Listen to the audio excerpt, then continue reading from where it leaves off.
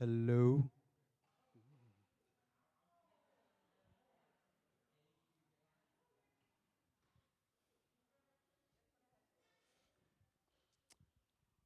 Awesome, awesome. Okay.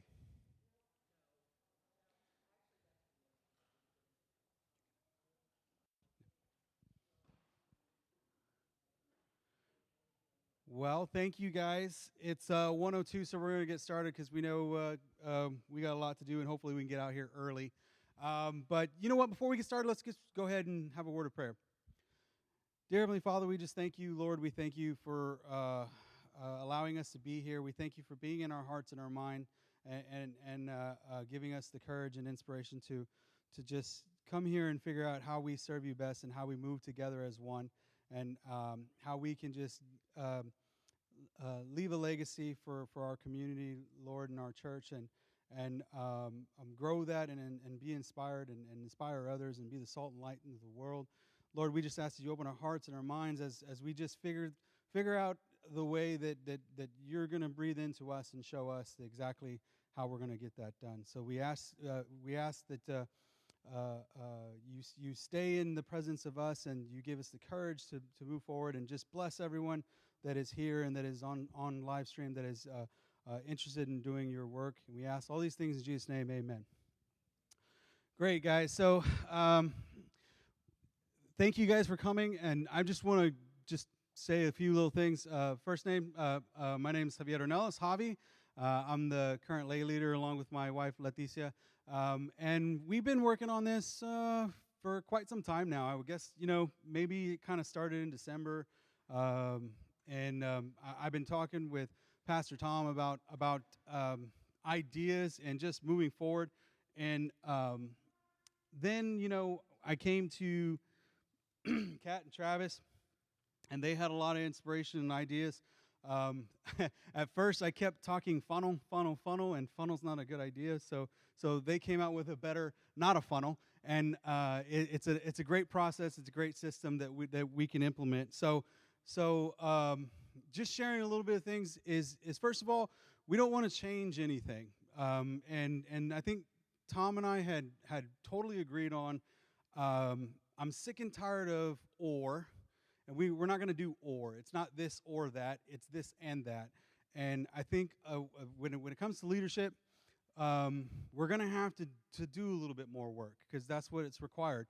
So everything's going to be and. We're not trying to get rid of anything. We're not trying to replace anything. If it's working the way it's working, then continue to do what it does, right? So we're going to just add two things. That's one of the first goals. The second thing is. Obviously, COVID did a lot of numbers for a lot of organizations and entities, things like that.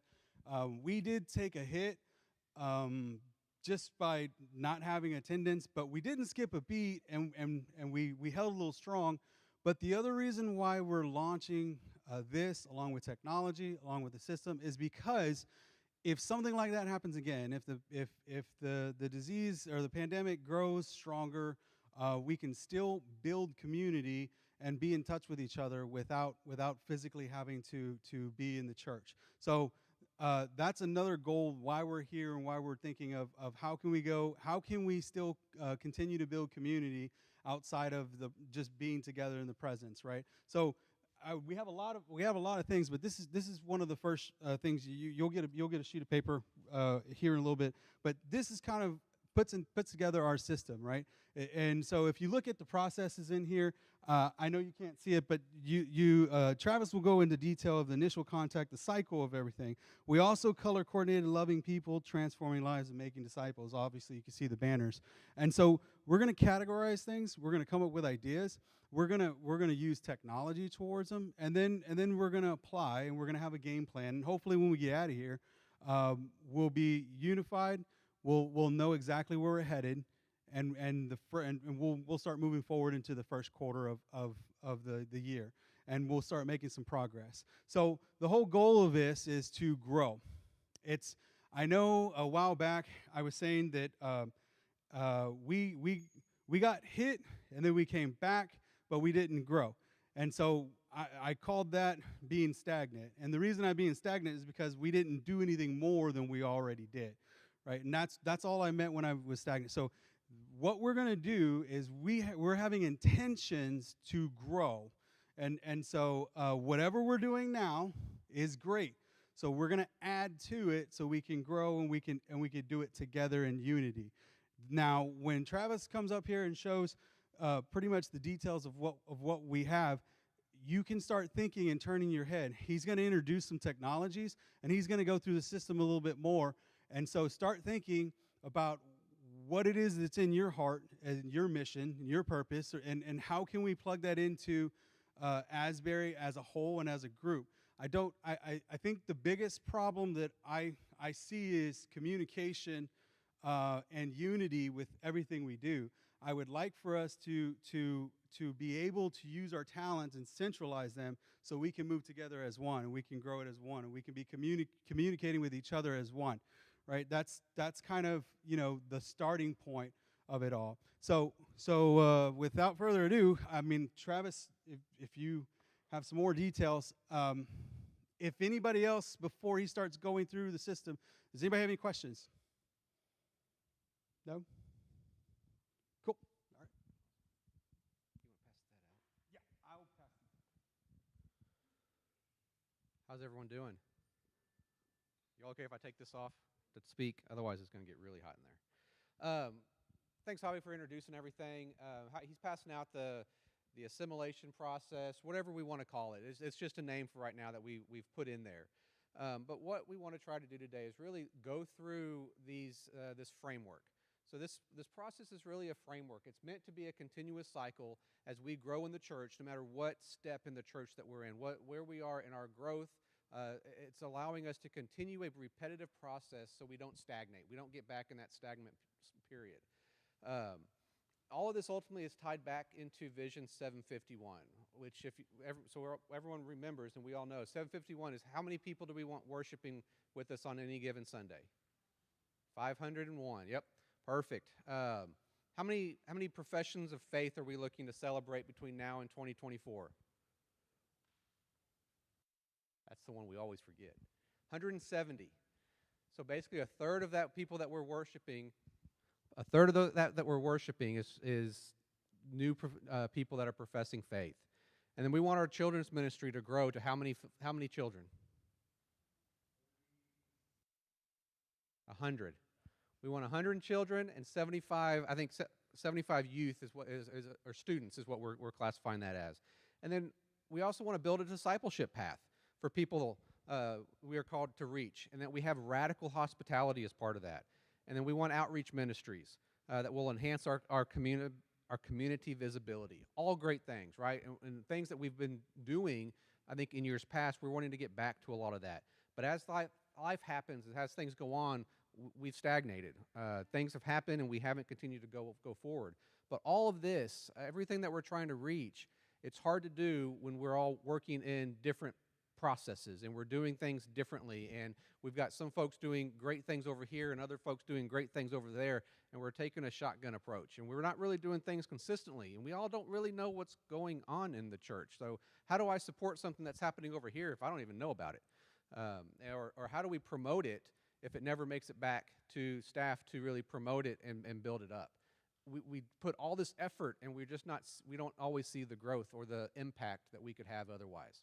So that's what we want to do. Technology and communication is woven throughout Vision 751. It's mentioned specifically that we're going to install and leverage new technologies, and we're going to really enhance and have a communication strategy. And we've actually started a lot of that, and you guys have seen it, right? Through our live stream, through adding some core technology for a little bit of wireless on campus, to everything that Kat's been doing, which has just been great this year. So now that we've got all that, right, we know the why, right? We know why we're here. It's 751 is our why. That's what we're trying to do to be good disciples. We know what we want to accomplish. We have very specific goals listed. We know exactly where we want to be and what that goal is. Now we just got to figure out the how, and that's the fun part for me. I love the how. I love figuring out how we do all those things. So we've got our diagram, and I'm going to touch real highly on on the diagram now, and we're going to start dissecting each one of those a little bit deeper as we go along. But just so everyone's on the same page as we move into this is just a framework. There's no hard and set steps in any of these yet. Our goal today is to start to finalize and dig into what those steps are, to define in great detail what are these processes or what are these steps that we're going to go through. So that way we all own it, right? If we're all on the same page and we all know what we're trying to do here and how we're going to do it, we're going to have really a force multiplication effect when we do it. So initial contact, that's pretty self-explanatory, right? People come into the church and we introduce ourselves to them. We meet people for the first time, right? That's great. However we do our initial contact, and we're going to really leverage y'all's creativity for different ways that we can get initial contacts. Through that contact, we're going to gather information about them. Who are you? Who are they? What do they do? How big is their family? How long have they been in Corpus? Where else have they lived? What do they like to do for fun? I mean, there's tons of information that we can find out about folks. And as we find out about that, we're going to do it not just in that initial contact, but we're going to do it through our follow-up. And how do we follow up with people? How do we make them feel loved? How do we love these people that are coming or that we're interacting with out in the community? And through all of that, we're going to create connections with them. Whether it's individually, we're going to have connections, whether we introduce them to other people that have similar likes or interests that they feel connected to, but we're going to create those connections with folks. And through that connection then grows and flows into a small group ministry or some other ministry of the church. It doesn't have to be a small group.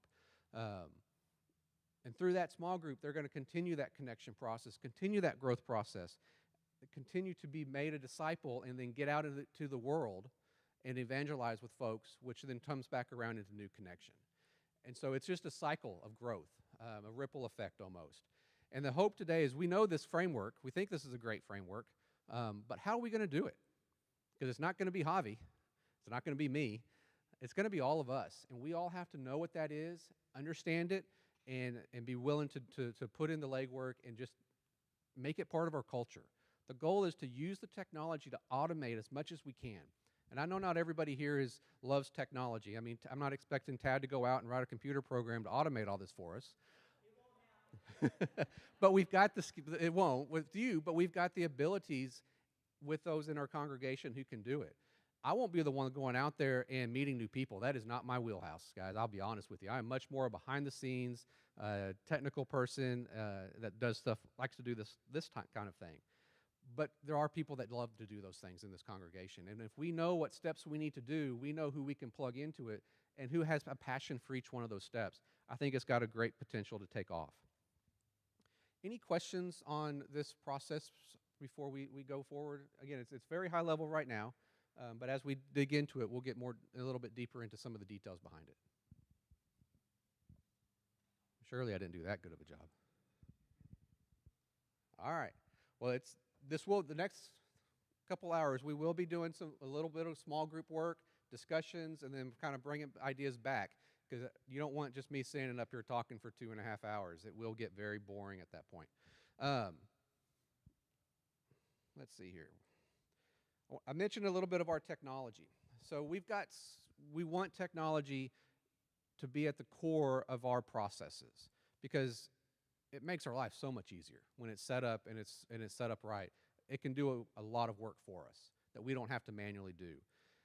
So I want to touch on a couple of pieces of technology that you may know we have or that you may not know we have, but that we think that we've already invested in, we already own, and we really want to make sure we leverage as we move forward. First one of those is, if you don't know, we have a new mobile application that is Asbury branded, that is just ours, that has a ton of capabilities in it, from direct links to our donations, to tithing, direct links to podcasts, direct links to our live stream, to, Kat, what else? What am I missing the major pieces? Prayer wall. Things that we can do anytime, anywhere, that we can ask for. You can, anytime, anywhere. Everyone just about has a smartphone these days. Not everyone does, but 95% of the world does. What a great platform to meet people. We can push information out straight to the phone to where it pops up as a push notification. We want to try to feed people information instead of have them come to us to be fed for it.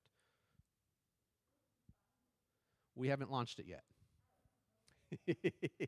We are still, it's there, it's ready. We wanted to get through this workshop, and then we're going to start launching it probably next. I guess tomorrow's next month, so that's not fair to say. But in February, I think is the plan to launch it. But we want to make sure y'all know that we have this tool because it may become part of the processes that we want to implement and that we want to use as we go forward. In addition to that, we've got our website, which we know has been recently revamped. It's a great website, all sorts of capabilities there that we won't go into the details of, but if it's available to do online, our website can probably do it, or we'll figure out how. Breeze, if you're not familiar with Breeze, it is our church management system. It's a CMS that we can collect data on anybody in staff, or not in staff, but in the congregation, any visitor information, contact information. We can collect their interests. We can collect them, assign them to groups. We can collect attendance at different events. And that app is available as a mobile device app. It's a website. It's a one-stop shop. So there's actually an app we could download on phones, and you can take attendance or collect information on a phone that way. Lots of capabilities. The one that y'all may not be very familiar with, but I am, and so I'm going to bring it up, that the church owns, is Office 365. So if you're familiar with Microsoft Office and the Office 365 platform, it has thousands of capabilities, and I won't even go into them. But if there's automation that we need to do, we can build a ton of stuff behind the scenes to automate workflows. And I won't go into that because I'll glaze people's eyes over as Kat's nodding her head back there. I tend to do that when I get into Office 365. Great product, but we have these 4 key pieces of technology that are available to us to help collect information, process information, push information out, because that's one of our key goals is how do we communicate with people, and we can communicate with people with any of the major ways that the world does it. We have the capability now. I mean, the fact that we're live streaming this is a huge testament to that. All right, so went over all that process. So now we're going to start digging into each one of these steps. And we're going to start at the top, right? Initial contacts, where we're going to begin. Because our goal is growth, and we can't grow with just the people that we have in here, so we've got to meet new people. So what I'd like for y'all to do is get together, probably in just kind of where you are, in about 4 or 5 groups. We're not going to be together too long, but kind of huddle up together, turn your chairs around, and what we want to do is we want to figure out how can we have initial contacts with people. What does initial contact look like? Because I think when we were talking and planning this, we had a couple of ways that we felt like you could initially contact people, but we know there's a lot more out there. And we want to know, how does the church want to or think we may have initial contact with folks? Okay? So we're going to start there, and if y'all just kind of turn around, and we'll give it about 5 minutes, and then we'll get back together. And if anybody wants a notepad and a pen, let us know. We have them.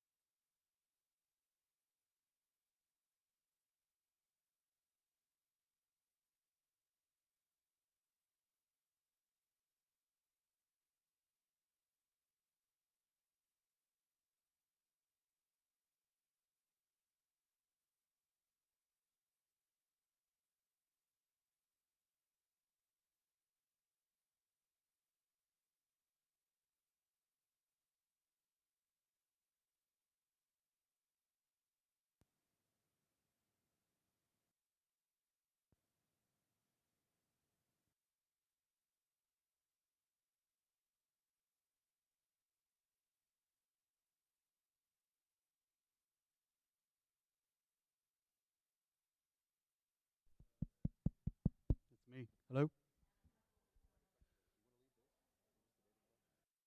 Sure. Yeah. Okay, we got about 20 more seconds, so just go ahead and wrap up what you have. I can't. Can you want to write? Yeah.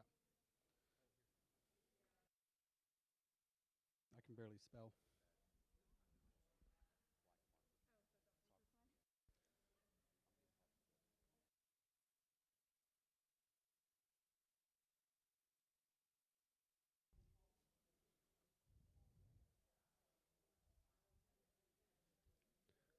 All right. 5, 4, 3. I don't have a stop clock. I'm just 2. Amen. We're done. We're done, guys. Okay.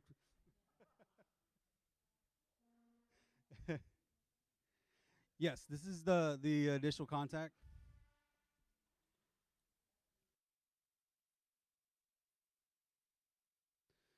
And to again, I'm gonna hopefully edify very or add to what Travis was saying. Just take in mind, like you look at the circle, loving people, transforming lives, making disciples. With the technology, we're also looking at community building, right? We're looking at the emotional part of it. So whenever we're looking at the categories really represent the heart of our actions, right? Loving people, transforming lives, making disciples. That takes the heart. You got the head and the heart, and that's what the circles are, the head and the heart. So just take that in mind whenever you guys are putting this together. But so if you would take a look at your top 3, if you have 3 or 4, right? And 17, we have 17. All right. We'll go left to right because I'm a lefty. Did you guys have any ideas, any information?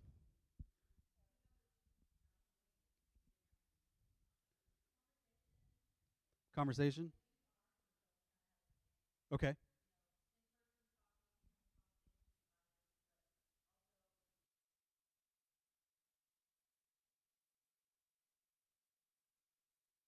Uh, signage, marquee.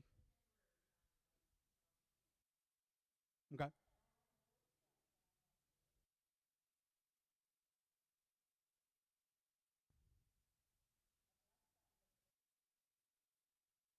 Yeah.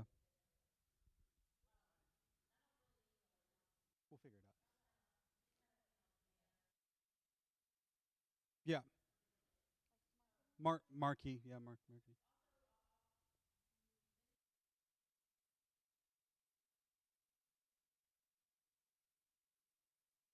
Okay. Local. Local mission. Yeah. Awesome. Okay. The next group. I don't spell very well. Next group. Go ahead and add one.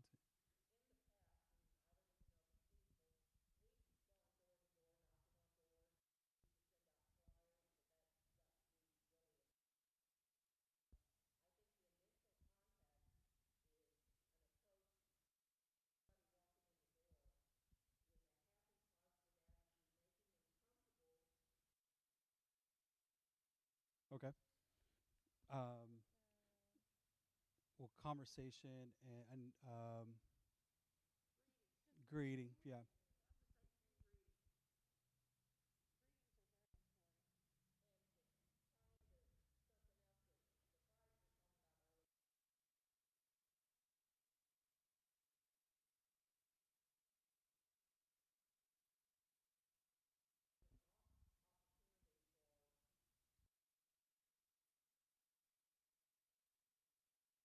Okay. So that's communication again, or conversation. I'm sorry. Okay. Anything else? Just one.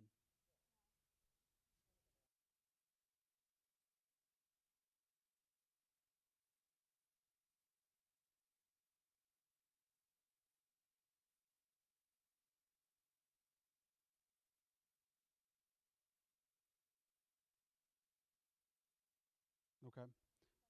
Special events.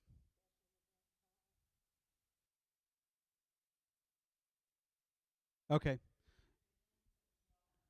Yeah, I apologize for that. Sorry, guys. Yeah, she was just talking about hosting things, special events, like having groups come in and that aren't a part of Asbury, right? That's what you're saying. Have them come in and we can make contacts that way. Okay, thank you. Joe, did you have something?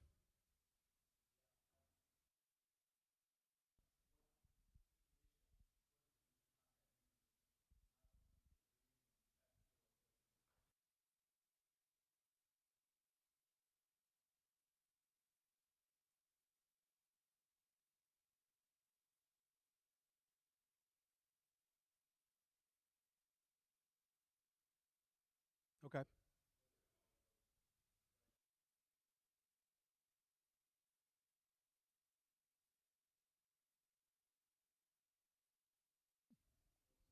Yeah.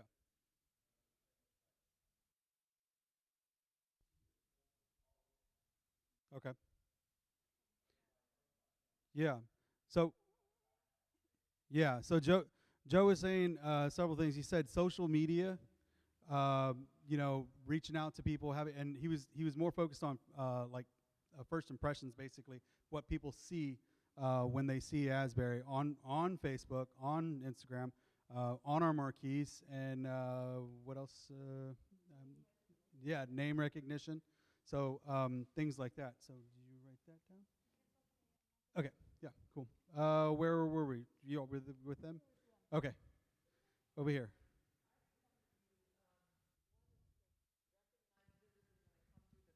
Okay. Um, Thanks. I was a greeter last week, and we actually had visitors. And so I was intentionally just observing, and I actually watched a lot of our attendees walk around them and never even greet them. So we need to recognize that they are visitors when they do come to the door, and then be intentional about greeting them. Okay. Um, Absolutely. I think we need to ask the visitors in the audience to stand during the service. No?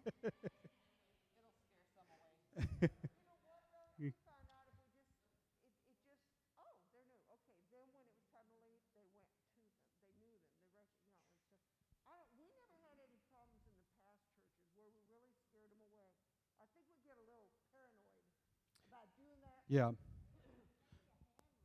Well, yes, and also like these. This is good conversation. But what we're going to do, and I'm sure Travis is going to hit home. What we have to do is, well, you know what? Let's just finish it. And I'll move forward. Let's go. Let's just remind me to remind myself, please. All right. So, so see, I think John's idea. I know it might embarrass a lot of people. So I get what y'all are saying about that. But if we could have some way to kind of help them, I don't know how to phrase this. So maybe if they're first time visitors, we give them something and they don't realize what the purpose behind it is. But if we see somebody with that item, we know that they're new. We have certain individuals, scattered throughout the church so they're not mobbed by everybody. So then to be intentional about going up and talk to them, something like that.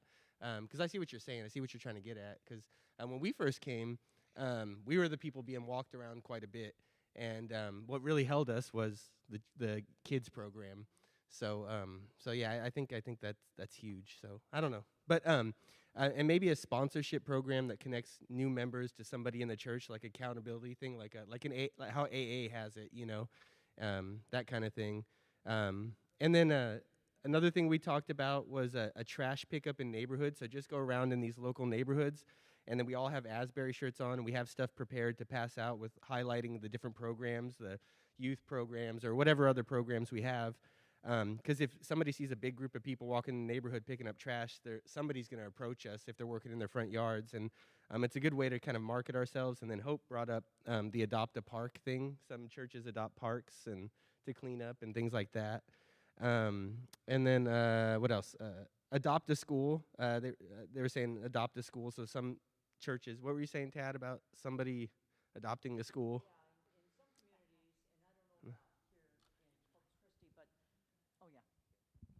Thanks, John.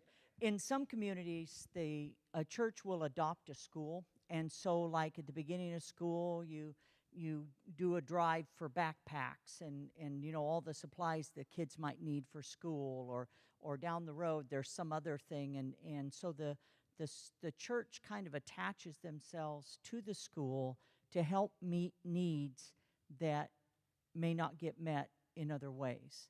I also know with the Child Evangelism Fellowship, they actually have a Bible school after school in their program. Child Evangelism Fellowship is the largest children's evangelistic organization in the entire world. And they reach over, I don't know, several million kids, face-to-face ministry. Well, around here, what we would recognize them by is the Good News Clubs, which are after school. And that's an area where kids volunteer to, kids elect to stay after school. There's a Bible class for them and different things they learn, but it's also a great way to connect with kids and with their families. Great. Directly. So that's a good segue to go into what I was gonna go back to. And Travis, feel free to stop me if I'm going Javi, past it. could I say one more thing? Sure. We talked about people coming in and things, but they say now that the front door of the church is now technology. People look online to find out about a church. They study. A lot of people study before they ever step through the doors. Maybe not a person who's never gone to church. They're more likely to come if they're invited. But people that understand a church are looking through our technology. And I'm just so thankful that we have our technology in such a good place now that we can take advantage of that. Yeah, absolutely. Thank you, Ted. Okay, so that kind of goes back to what I was going to say. And again, if I get ahead of Travis, he might just repeat me or stop me.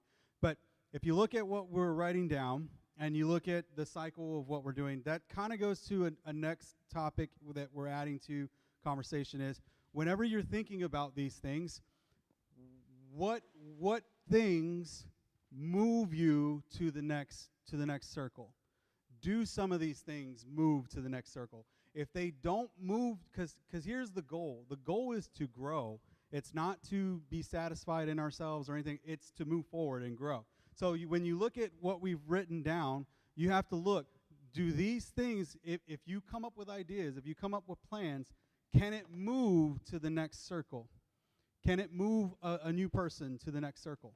Right? Can it move the new guests and information to the next circle? So think about that as we go through the other. I know we're going to we're going small and then we'll go big and we'll make progress with that. So good job, guys. Go ahead. Yeah, great job.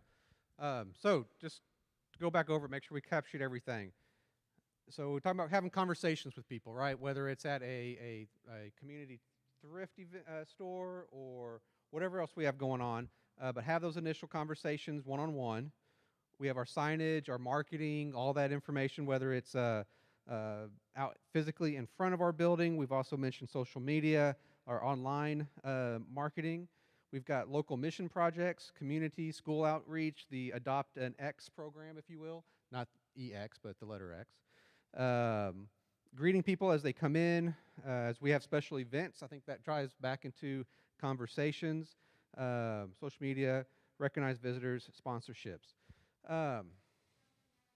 Sure.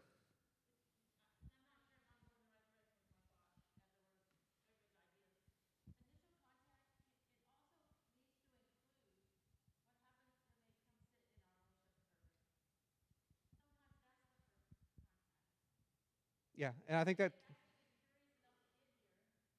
So could that wrap up into the greeting? Okay.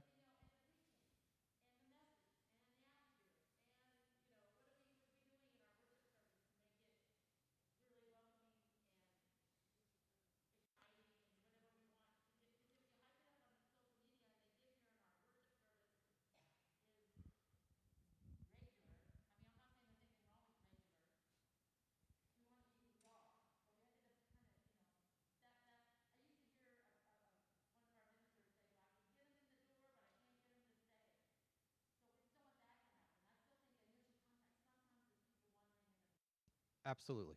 Absolutely.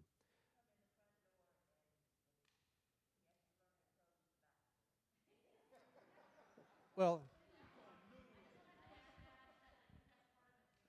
absolutely.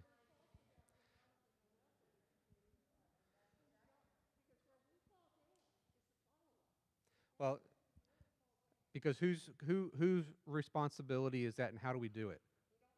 Exactly, and that's what we're going to get to today. So that's our goal for today.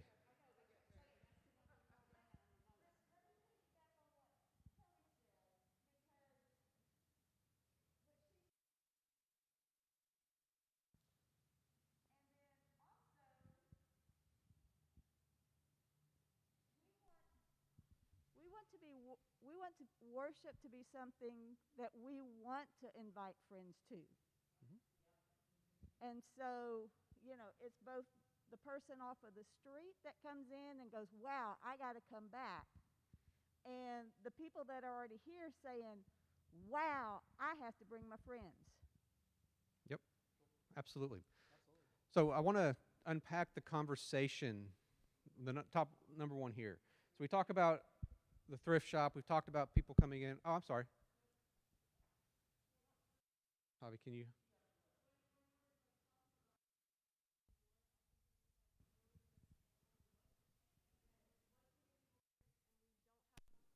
Barely any we're not really showing our individuality and what makes us different from Church Unlimited or any church down on this street, because there's a lot of churches down here. And if we get them in here and we're like, "Hey, we're Asbury, this is what we do, here are our people, and here's why we're special," that's what'll keep them. Instead of just thinking of it like this and this, we need to think of it as one big thing Yep. instead of just different steps. Right. This all wraps up into a culture. You're absolutely right. And this becomes, hopefully through this we figure out who we are, and we can have those people get involved and get connected and be a part of who we are. But we've got to go through that process ourselves and be on the same page about who we are. So as we look at conversations, so I'm going to throw a couple things out there that were on my heart as we were preparing for this that I don't do a good job at. But we talk about the thrift shop. We talk about greeting people when they're here. I think a lot of the ideas that were shared were when they get here. Or we did mention, I guess, walking door to door. But how many people have neighbors that they've invited to church? Coworkers? Those that are not retired? Those are all people that I really feel like we don't leverage that necessarily enough. We don't talk to the people that we see at the grocery store. We don't talk to people we see out on walks. When I don't walk a lot, but when I do go for a walk and I see someone with a dog going down the street, I usually walk across at the next intersection because I don't want to walk next to them. I don't want to cross paths. That's my introvertedness, but I think that's an opportunity I know I need to change or I need to grow at. But I think one of the things we get caught up in is we focus on getting people here, getting people inside the walls. And I'm not sure in the next 30 years, church is going to be all about inside a wall. And that's just me, and I may be speaking Greek or speaking radically, and I'm okay with that. I'm just sharing where if I'm sitting in y'all's seats, that's what I'm passionate about. A church building is great. We got to have it. We're going to have it. We can do wonderful things here. But churches grow outside of the church walls, and we create community outside of the church walls. We don't create them inside here. So be thinking about as we do this, too, how do I through my everyday interactions with people at work, the people at the stores, through maybe people online that I know that I haven't connected with that live in Corpus, how can I get them involved through my online presence? Because a lot of us have an online presence. Are we using that as to create initial contacts or to continue conversations with folks? Lots of different ways to do it. Yeah. And also, keep in mind, guys, this is going to be an ongoing process. I don't know how many meetings we're going to need or how many quarters it's going to take to start this whole cycle going. The most important thing here is unity, community, and we're all stepping in the right direction, right? So if we can accomplish these three things out of the first quarter, then that'll be great, and we can start. But we need to start agreeing and talking to each other and moving forward in what Travis is doing, just understand that that's where we're headed. That's what we're trying to accomplish. That's what we're trying to do. It all makes sense once we finish our process. All right, initial contact. Anybody have any final last details or specifics on initial contact? Because like I already said, we want to take these ideas, these ways to have initial contact, and flow that into the next one. Yes, sir.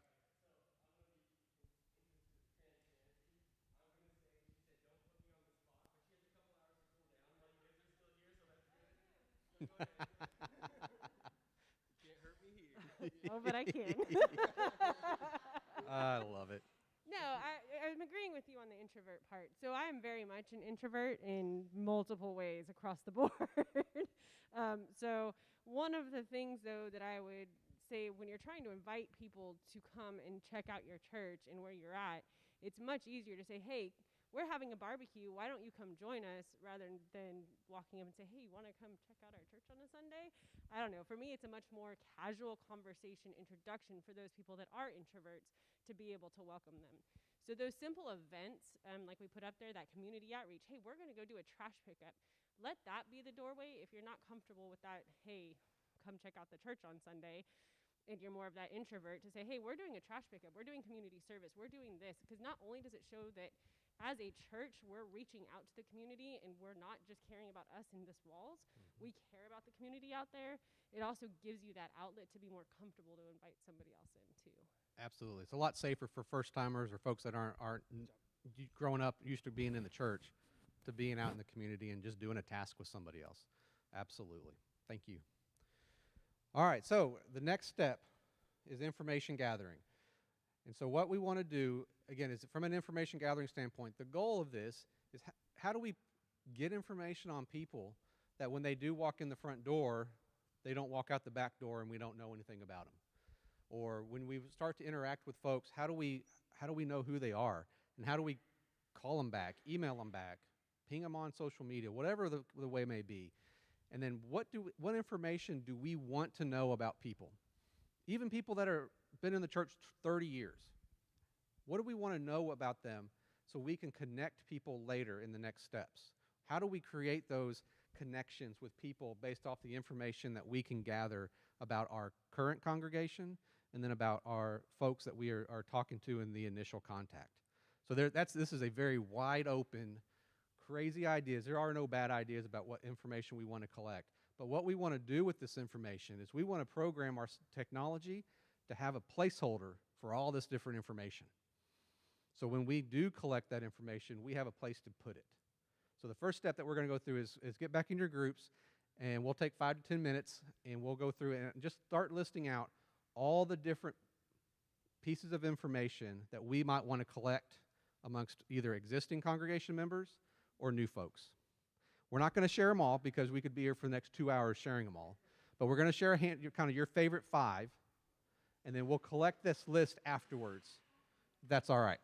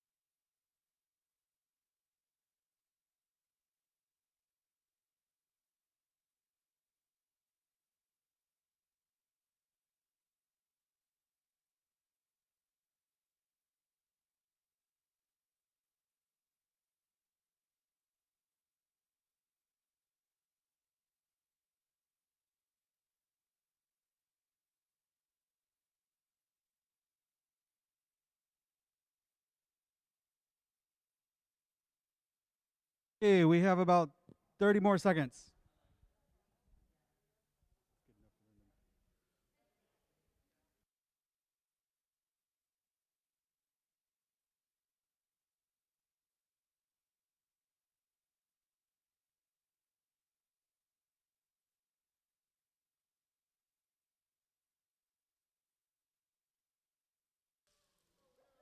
Oh.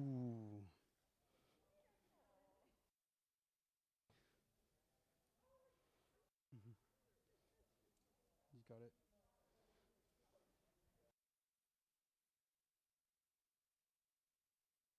Okay, 5, 4, 3, 2. All right.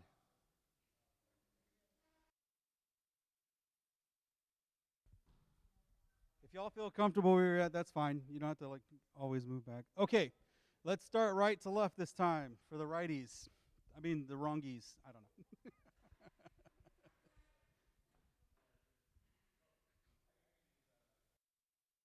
Oh, Travis.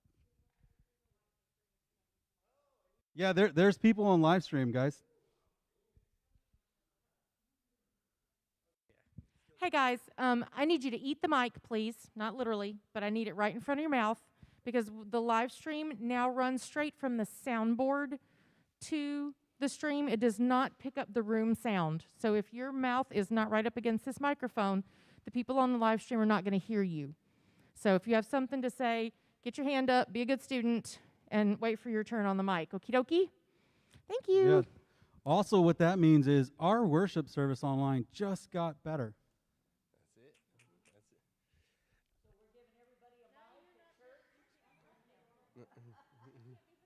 Yeah. Go ahead, John. All right. So now that Hope's done stealing my thunder, here we go. What was I gonna say? We were talking about probably if we could integrate all the questions that we have, like all the things we want to know about people, into an app, into the app that the church is using. I think that'd be great. So something they could fill out on their own time, so we don't get bogged down at the door. And then another suggestion Debbie had was maybe just have a paper with all the information they could fill out and just drop in the offering at the end. So both paper and incorporating in the app. I'm not an app person, so I would prefer paper personally. But a couple questions to ask members: are they musicians? So that way, Hope can approach them.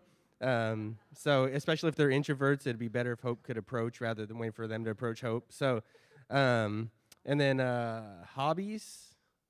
And then talents, how long they've lived in Corpus. And then Tad brought up a really good point. So there's ways to phrase questions. So instead of saying, are you new here, say, how long have you been coming to Asbury? I think that's a good point. And then email, cell, and physical address if they have children. And what else? Oh, emphasizing the check-in. So I think if we had like an organized check-in area and the new members, and kind of touching on John's idea of how do we identify new members, if we had something available at check-in, something that kind of marked them as new people and they didn't know they were being marked, and we just had maybe everybody in here, we would be the ones on the lookout. Yeah, goodie bags. Yeah. Yeah. Sorry. Yeah. Yeah, well, we just lost some members today, didn't we? And then Faith, or not Faith, Hope. I'm sorry. You could be Faith today too, I guess. Yeah, more tablets are needed, she was saying, and what's that? Okay. More tablets are needed to enter the data, and then just somewhere to enter their data on their own, like on the app or paper or something. Yeah. So, anyways, Kiosks. All right. Right over here. We had most of the same thing, but one thing we also put on was special needs. Special needs. If they're ADA or something like that, or maybe transportation to and from church, something like that, so we could put that on that note as well. Oh, okay. Like transportation missionary. Oh, that sounds good. Awesome. I ahead. just wanted to add a little bit too. We do have people check in the mornings when they get here, but the iPad is very slow. So what we end up doing is have them sign in on a tablet and then go back and add their names. So some more tablets or something of that nature so that we could get them more streamlined, and then we could possibly even have like a registration process with all this information if we had multiple stations for them to sign in. Yeah, absolutely. So- That's more like technology advancement too. So, anybody next? Next. Number next. Your hand's raised. But some of the things that we were talking about actually is this the Breeze app for the tablets and stuff. One thing Virginia says, she's gone in and she put her picture by her name so that they're recognized. If we could do something like that, I mean, realize that's kind of creepy taking pictures of visitors coming in through the door, but maybe later on when we're gathering information, just ask them, hey, you mind if we put your picture by your name? And one thing, and Melanie was saying, it's like when they come through the door and we recognize that they're visitors. Everybody stops by and talks to them. Hey, how you doing? How long you been here? And it's, if there's got to be some other way of getting all that information that everybody asked into one spot. I mean, I suggested miking one of the greeters, but nobody wanted to go for that. So, but anyway, I'm sorry. That's all I got. Yeah, I guess another form he's saying is to ask questions, like verbally, like communicate. That's what he's talking about.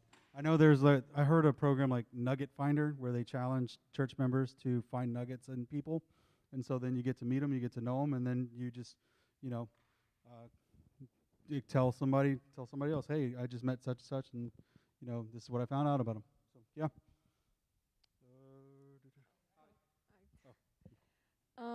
What we talked about was like a fluid conversation instead of just like different like talking points.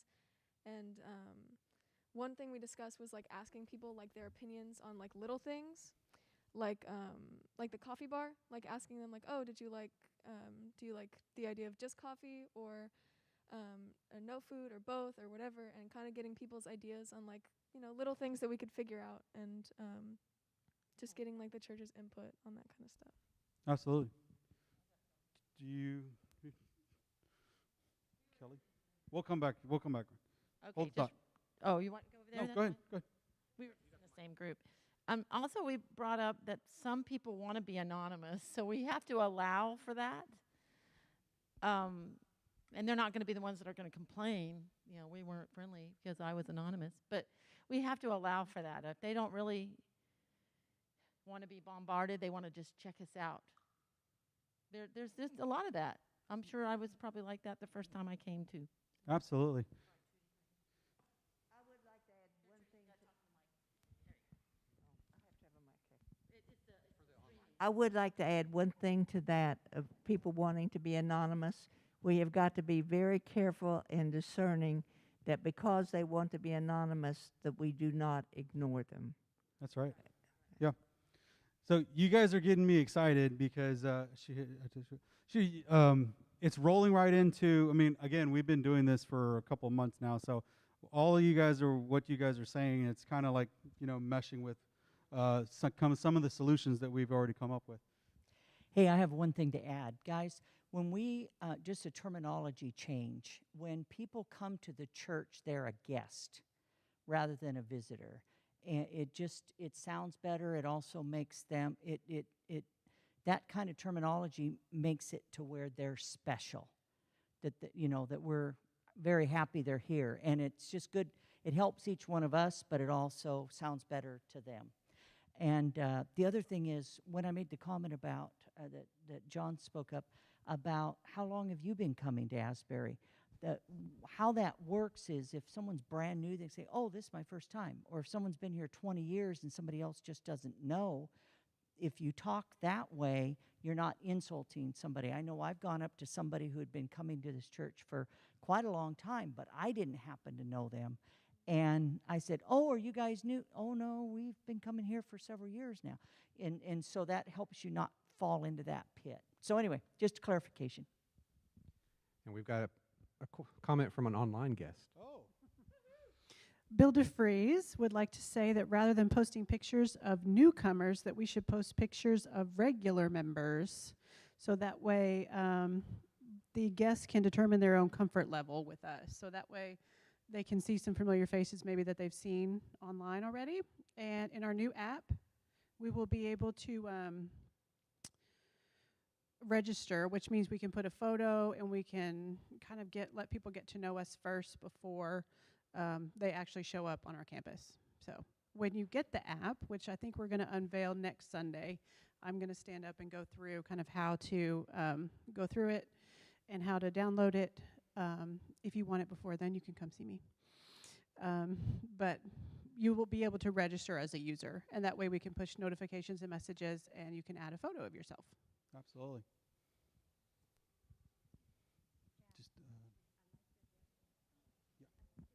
Just real quick, one thing, and they were saying, like, yes, if we could do stickers from Asbury, like when you go to the blood drive or you vote, it says I voted, or it could be I'm a guest at Asbury.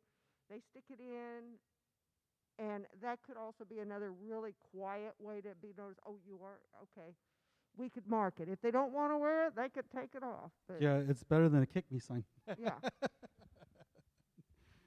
Okay, so I'm going to jump in real quick. These are all awesome ideas about ways we can gather information. I love it. What information are we getting? We've gotten, I think, 8 or 9 fields of data points that we want to collect off of people, whether it's existing congregation members or new folks. We want to dive deeper and dig a little bit more on this. What data points do we want to get? Do we want to know if they're retired or not? Would that be good? Because that may change who can volunteer for stuff and who can't. And this is not, so that's a great point. We don't want to ask this question, hey, great, you're a guest. Are you retired or not? We're not going to know. That's not necessarily, we're going to gather this information upon that first time we talk to them. This could be throughout their life at Asbury. What information do we want to know about people? Because again, whether you're a first-time guest, where you've been going here 30 years or a year and a half or whatnot, and we have a need in the church, or we have a ministry that we're debating, do we want to start up a new ministry for this? Do we have people that we can connect them to? Or here's a guest who I just happened to be talking to and found out they love soccer. Who else might love this sport or have kids that play that sport that I can introduce them to? Because you know what? They may play each other next Saturday. And what a great way to minister to people is to be out on the soccer field and have a family that you just met and you see them again next Saturday. So we'll do this more in a shotgun approach or popcorn approach right now instead of breaking back into groups. What other fields do we want to collect data on? Again, whether you're a new person, or a new guest, an existing member, and not necessarily just when we first meet you, but over your lifetime at Asbury.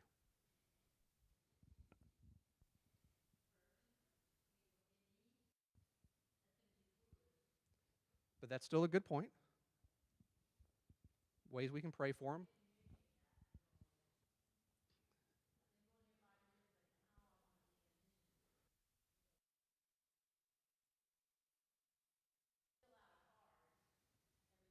Mm-hmm. How can it? Mm-hmm.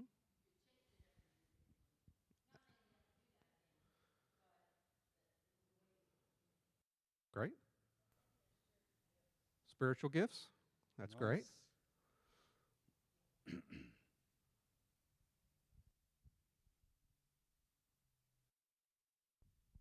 Keep them coming.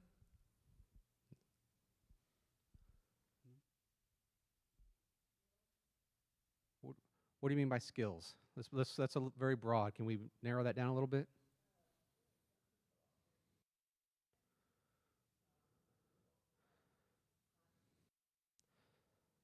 Yep.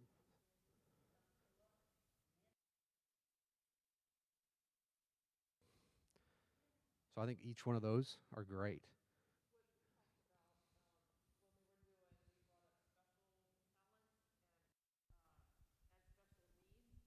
Special talents and needs. When we discussed talents or needs, we talked in my group, we were talking about how ways we could serve the people and ways the people could serve the church. So however it's worded, ways you can be served and ways you can serve. Okay.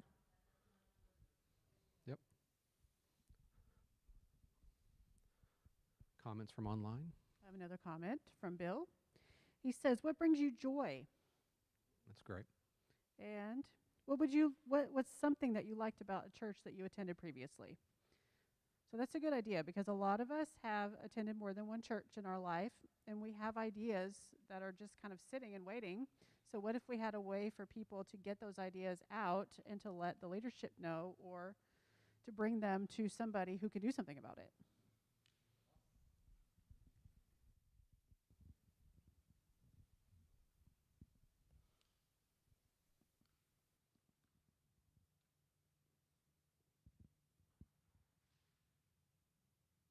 How about where do you work? Okay, I'm the only person that likes to work, I guess. I love to work. I don't know why.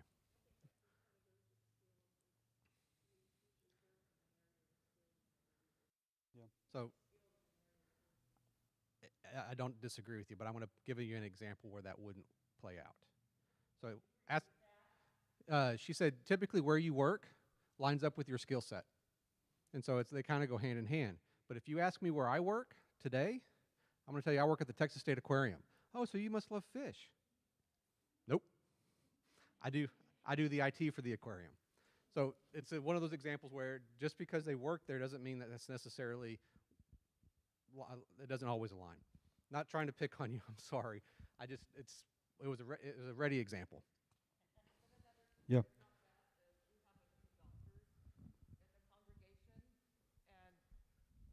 A concern about asking people where they work or what kind of work they do is we have a few doctors in the congregation that would be very freely approached for medical advice. Sure. So you want to be careful about that as well. Sure. Yeah. Right, and it's up to them whether they choose to share it or not. I mean, we're not going to go and beat anybody over the head because they haven't told us something. This is just opportunities for us to connect people. Because, right, if we look at our process, as we gather information, our next step is to follow up with them. And part of that follow-up is to build the relationships that we can connect with them. But if we don't know anything about the person, it's hard to follow up with them and ask relevant questions to take that relationship the next step. If I'm a new guest at a church and I get followed up by 5 different people, and I've had this happen, maybe not 5, but they all ask me the exact same questions each and every time, I'm kind of like, well, that's not very personal. They're just following a checklist. But if they say, hey, Travis, I heard that you like soccer. You know, my kids play soccer too. We're gonna be out at the fields this weekend, and I'll be like, oh, well, my kids are gonna be playing too. What time are y'all's games at? I mean, it gives you that opportunity as you're following up to build that connection. And that's what we're trying to do, is gather those data points so we can figure out how do we connect people during our follow-up. Yeah, and rolling into follow-up, it's also important to have this information because, again, each circle doesn't say, oh, it's just one, we're going to do one thing and that's it. No, it's going to be several ideas. It's going to be everything that you guys are giving us, and then what can we do with it, and then how can we take it off the ground, right? So that's kind of the key points of what we're doing. So it's really good to have as much information so you can always remember how to get to the next circle, how to get to the next part of the cycle.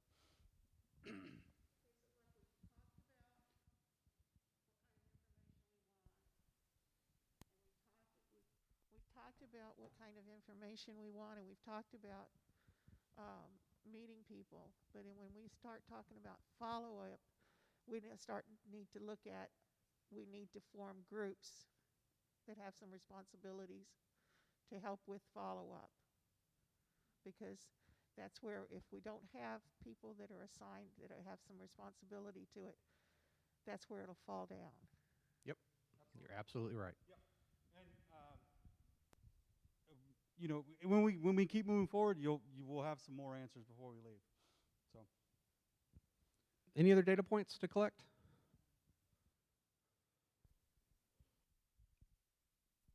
was just going to say, in the follow-up, that's also when you can find out a lot of information about somebody, where sometimes while they're here, sometimes you have a lot of time to talk, sometimes you don't.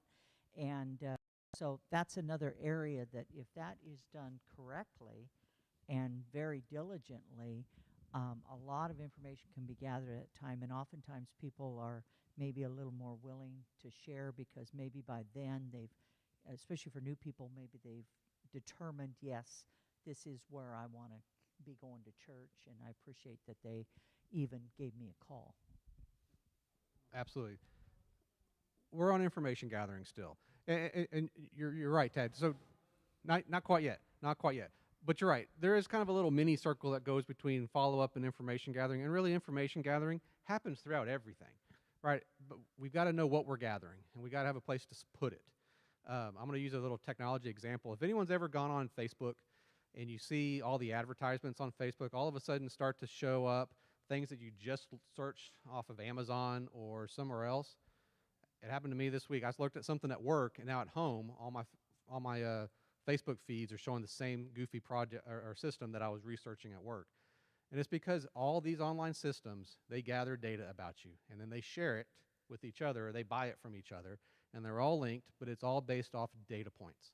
And if we don't have those data points to collect, we're going to be missing out on ways to connect people down the road. So this is a great list to start with. We're going to keep having conversations, probably in smaller groups throughout the next couple of weeks, to try to bolster this list, because I think we can easily have 100 to 200 data points that we can start to collect on folks. And I know that may be scary, that I have 200 things that I got to fill out, or the church is going to know over 200 things about me. Well, we probably already know most of it. We're just going to put it in a place where we can actually use that to connect to other people that may have the same data points or data points of interest, right? So if you have anything else that comes up, let Kat know, let me know, let Javier Letty know, and we'll start to continue to gather all of that, all that information. Javier, you have anything else on this one? All right. Anybody else have anything else on the data gathering? Does anybody need a break, or has everyone been kind of taking breaks as they need to throughout? All right. Good. Well, we will keep marching on. All right, so our third step is our follow-up. And as we all know, it's extremely important to follow up, because if you walk into a church or if you get invited to something and you give information out and then you never hear from them, you're probably not going to go back. You're not going to get connected. You're not going to be part of a ministry, and you're going to move on to some other place. And we know, I think we've all felt it or just know it in the back of our minds or have even admitted it, we haven't been as successful at the follow-up as we move forward or in the past. We want to, through this process, to really rectify that. And how do we get good at it? How do we use the technology? How do we use the information that we've gathered? And then how do we make this follow-up process as personable as we can, as personal as we can, and just help us build relationships and build connections with other people? So what the next step is that we want to do is get back in your groups, and we want to talk about what are some specific ways we can follow up with people. There's a lot of them out there, and as we go through, let's be specific. And an example that I'll give, and sorry if it was the first one in your mind, is, hey, I could call someone who just visited the church or just showed up for the first time. I could give them a call and just have a 5-minute conversation and introduce myself to them, give them my cell phone number, see if they have any questions or want to talk later or want to come back to the church, to give me a call. It could be that simple. But that's a very specific, actionable thing we can do. And so as y'all are getting back in your groups, come up with those specific, actionable things that we can do on a follow-up. That doesn't have to be a first-time follow-up. It could be any follow-up, first time to the 20th time.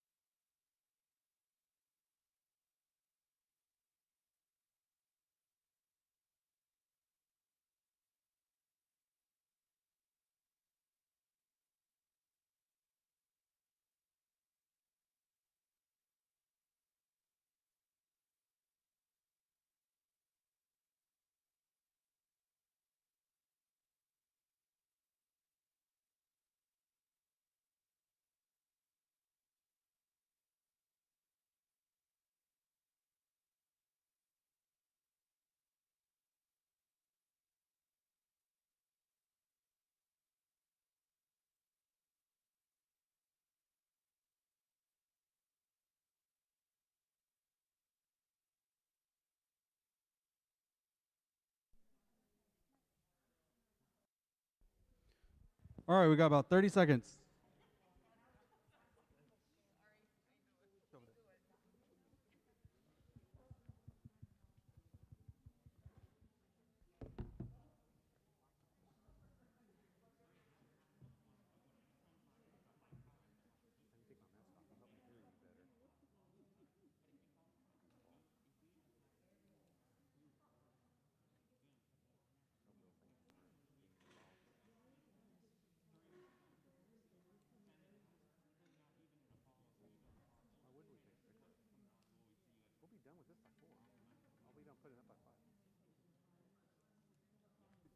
All right, 5, 4, 3, 2, 2, 2.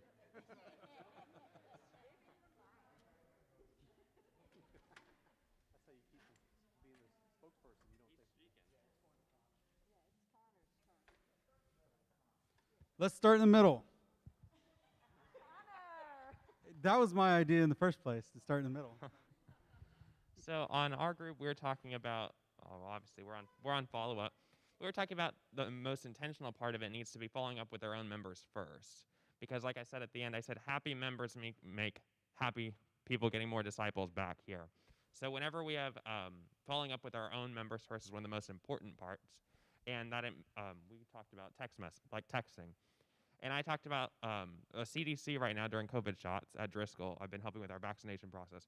We give, once you get vaccinated, you get a text. The CDC will start texting you every single day. Hey, how are you doing? Small things like that are important. And when we follow up with our own members, we can say, hey, we talked about Friday, Saturday text messages. You can say, hey, will we see you at church on Saturday?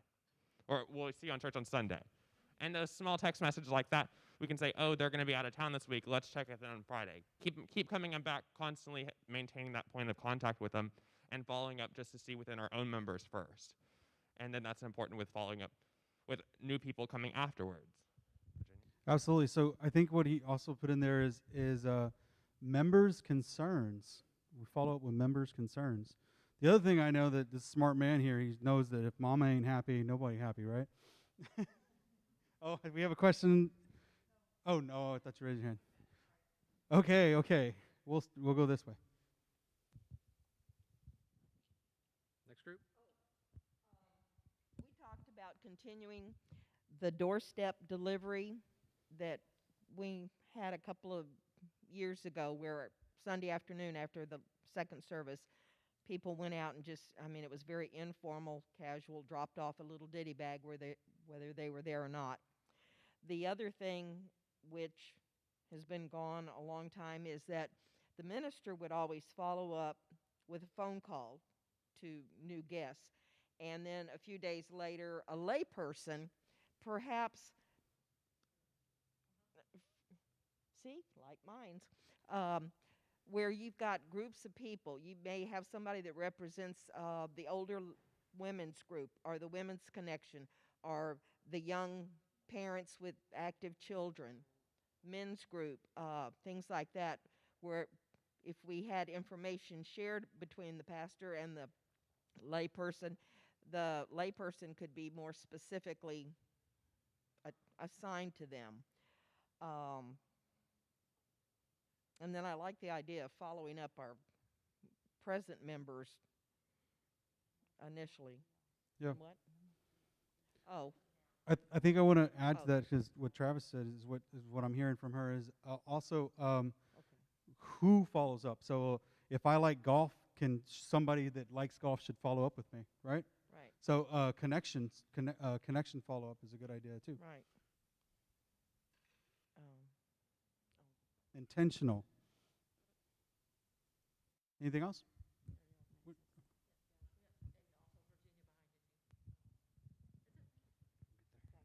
I don't know if this would be considered in follow-up, but I do. At one time, that we had a lay person doing this, which I think is more effective, that if a person had missed 3 Sundays, then they received a card right away. Every week, it was gone over usually by me, but a lay person would go over, send a card, said, "We've missed you. Hope everything is okay." We've done away with that. We don't have a lot of records to be able to follow up with that kind of contact. But I would say in this day and time, we should do it in 2 weeks. We shouldn't wait 3 weeks anymore. No Yeah. more than 2 weeks now. Absolutely. Another like fun fact for that is, I think the statistic that we saw in Unstuck was people that attend church 1 to 2 times a month now call themselves a church member, right? So we have to take that in mind. And then, of course, the online stuff that we do, the streaming, things like that. People are going to call themselves church members. They might not even come to church. So consider that when we do a follow-ups. I just wanted to add, when we were talking, we talked about the importance of it being scripted. So if I'm supposed to talk to somebody or send somebody a text, I know exactly what I'm supposed to text them. You know, if I call them because we both go to the Y, then I know, hey, this is Virginia, you know, and have what I'm supposed to say. Yeah, so that goes well with systematizing a follow-up. So and to add to that, whenever you put a group together, they already know what to say, and you don't have to reinvent the wheel every time new people come into that mission. So what I'm wondering is that the data we start collecting from information gathering, can we put that in the Bree system so then our greeters or follow-up people can log in and boom, oh, this, like Virginia had a conversation with the new member I'm going to go talk to today. This is what I didn't know about them. Boom, I can talk about that. Kind of like an information relaying system between us all. So greeters and our check-in people can log into that system. Oh, I had this conversation with this new person. Can I put it in here? Absolutely, that's what our intentions are. I like this guy. Hire him. I wish I had a candy bar. I'd give it to you. Let's move. Let's keep moving this way. Kelly, anybody? No? Okay. All right, we'll come back. Oh, Keelan.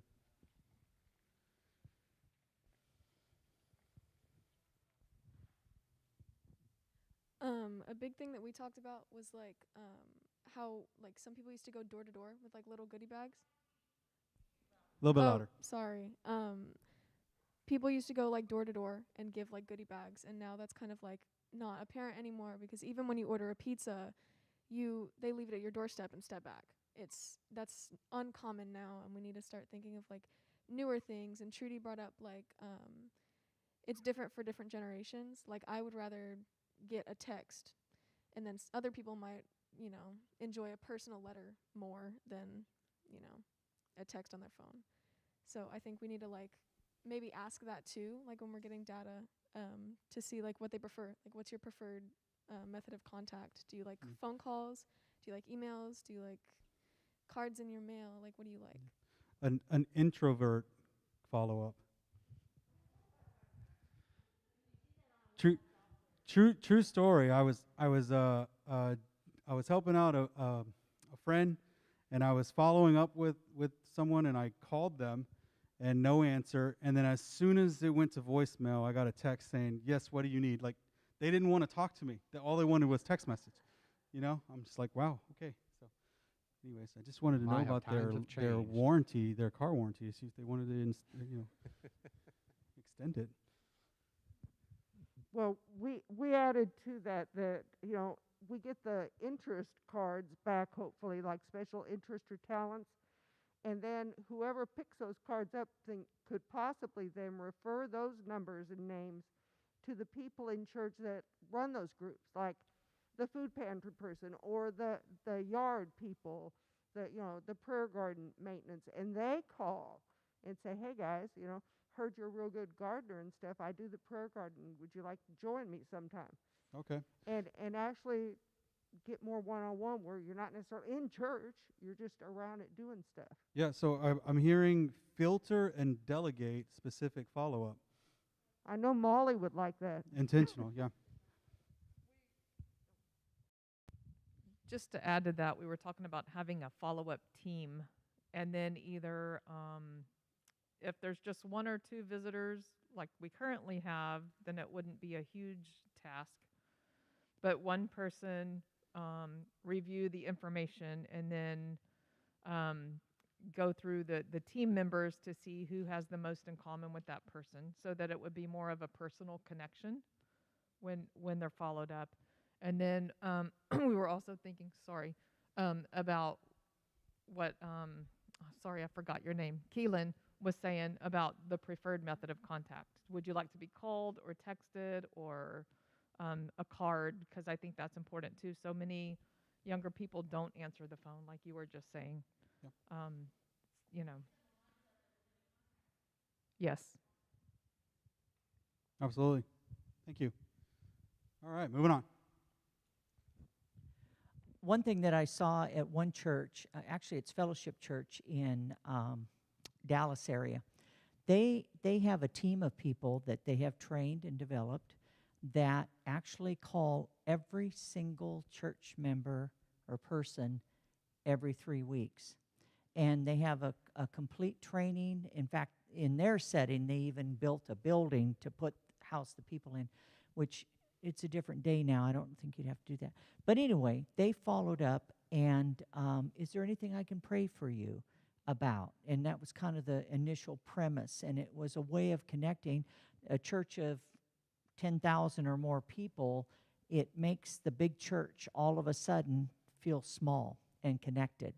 And so some form of that. And I really want to compliment Cheryl and your class and Carol and Bonnie there, that they did take that on for a while. Early in the COVID setting, they got on the phones and they started calling everybody.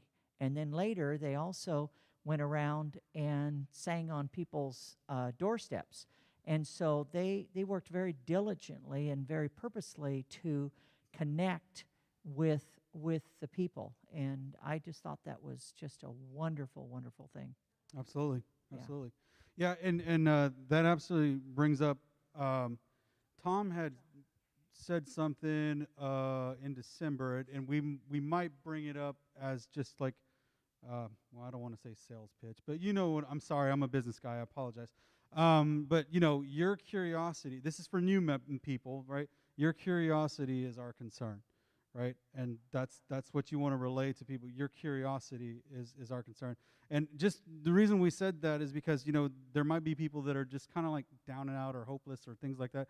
So your curiosity is if you're like, man, life's just not working out, well, then that's my concern. Your curiosity to like, what's next? What do I do with my life? Or what you know, why is this not working? Your curiosity is our concern, right? So that's something that, you know, will play into my head, you know, as we keep moving forward with our purpose. So we came up with we agree with the group of people to follow up with a text and let's see, the goodie bags. I'm glad you brought that up. Hope was saying how much that meant to her. So I think that program's awesome. Or we think that program's awesome. And then mail out of a handwritten note with staff and pastor communications, handwritten, is always good, which I know we do a lot of that here. And then once a quarter, all about Asbury class. So if you're a guest and want to know more, come to this class and we'll show you how to connect with certain groups, whether it's the missionary group or the youth ministry or whatever it is. Because one of the things we found when we started was we wanted to be involved, but it was hard to know who specifically to talk to. So maybe like periodic flyers with contact info of, hey, contact John Fry if you want to build birdhouses or something. Yeah, so, yeah, you know, yeah. Yeah, I know.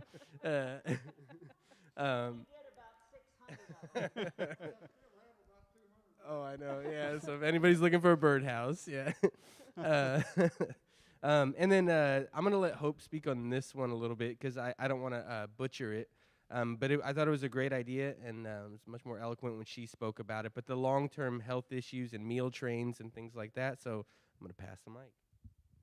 You know, John, that's not a bad idea. If you've got 200 of those left, that's a great Mother's Day project for the community we could offer outside on the front lawn. Sorry, that just came into my brain. No, our family was a recipient of one of the goodie bags when we first started visiting Asbury, so that did actually mean a lot to us. especially when you have kids and they're like, wait, they brought us cookies? What? So one of the things that Molly has brought up, and she's such a great caretaker. I know a lot of people don't necessarily see everything she does in the office, but she really is a wonderful caretaker. She keeps up with people, and with several, there are always members who have ongoing health issues, or maybe they're dealing with an illness or cancer. And something that we've really been talking about is organizing, whether it's a meal train or just a text train, where when somebody is in need, we can send it out and say, hey, this is the week that we need this for this family, who's up? Or who's available this week, so that we're not only caring for our members, but as we find people who begin to come in and they have needs as well, that we have people ready to serve. And I think that ties into both following up with our current members and following up with people who are new, who might have needs. So that's something we've already been talking about, but I wanted to go ahead and throw it out there because I know Molly and I have talked about it, and I think she's talked about it with several other people, and she's taken on some of the responsibility herself already, but she's just one person, and so she certainly needs all the help she can get, even though she's amazing and organized and would be great with it. So that's Amen. that. Amen. And that ties. That's why we're here too today, guys, because communication is key. We can't help you if we don't know, right? And I've been saying that since they made us lay leaders. Like, I'm not mad that you're digging a hole. I'm just wish you would have asked me, so I would have brought my shovel too, right? And that's the thing. Communication is key. If we're going to accomplish anything together, we need to have a form of communication, and hopefully this process will simplify things and help people streamline communication. And thank you, Hope, for bringing that up, because I know she was talking about it earlier, and now she really liked doing that kind of stuff. We're talking about my mom, by the way, Molly.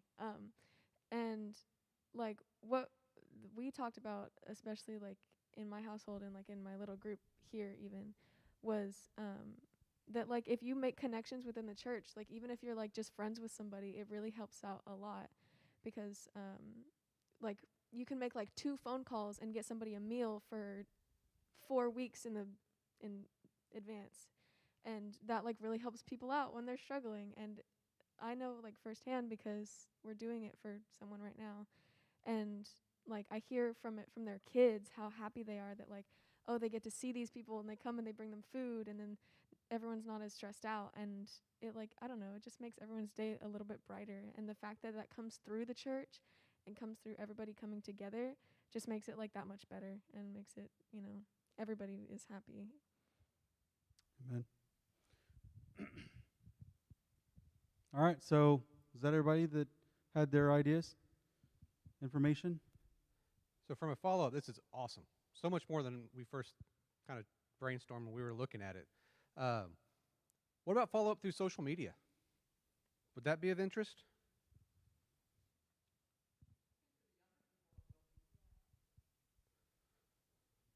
Because if you can send me some folks, if you send them a private message on Facebook or Instagram or whatever, would they respond to that? And Keelan, you're as the lone youth representative, would that be something that would be desirable or at least non-threatening for folks?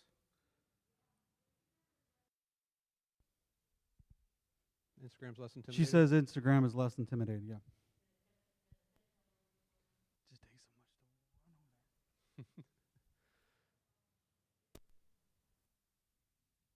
What was that? Sorry.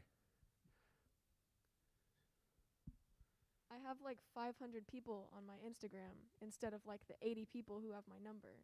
And if I were to get a text from, I don't know, some random person in the congregation saying, oh, hey, how's your mom? That's creepy. If someone messaged me on Instagram hey, how's your mom? I'd be like, okay, that's cool, I guess. You know who that is because they've got a picture and a name, yeah, and you've it's accepted less them. intimidating because they here's all their information, and if I really needed to, I could stalk them and figure out who they are.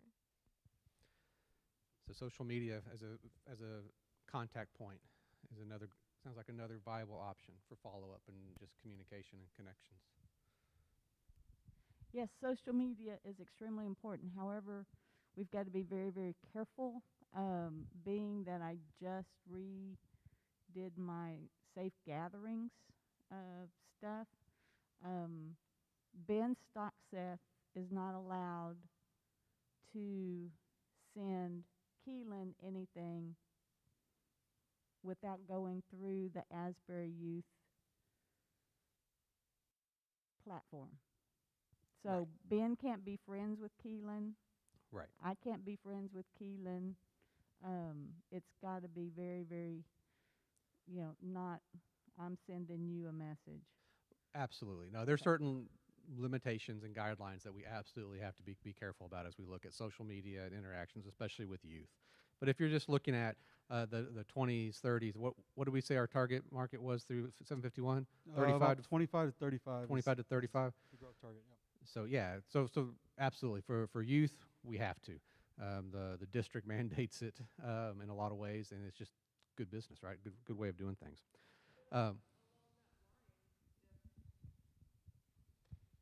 Along those lines, if it's youth reaching out to youth, it would be great. So if we had youth on the follow-up team or the group that would reach out, then, because that's okay, right, Virginia, if I remember correctly? So I don't think yes, we need to be careful, adults doing that, but if it's a peer-to-peer, I think it would be great. Absolutely. So as we go forward, I want to try to bridge a couple of connections through these last sections that we looked at. We talked about information gathering, and we talked about first follow-up, and we talked about, hey, if we had this data point, we could do this first follow-up or this contact type of deal. And I want to take it one step further is, with the technology that we have, we can automate some of this. So if we know we've got a first-time guest or someone we've talked to that has a similar interest, if you're a congregation member and we're engaged in this process, right? Let's jump ahead 6 months and we're engaged in this process. And I get an email or a text that says, hey, Travis, this new person, John Smith, just showed up at church this last week. They like soccer, or they work at the aquarium too, or they have these commonalities within my levels of interest, matches some of their data points, so to speak. And I found out about it through an email from the church, an automated email from the church, so that Molly and Kat and Hope and whoever else volunteers aren't having to go through and find all these connections. We can automate that to where you get the information and you have a phone number or an email address or a social media handle or whatever the case may be.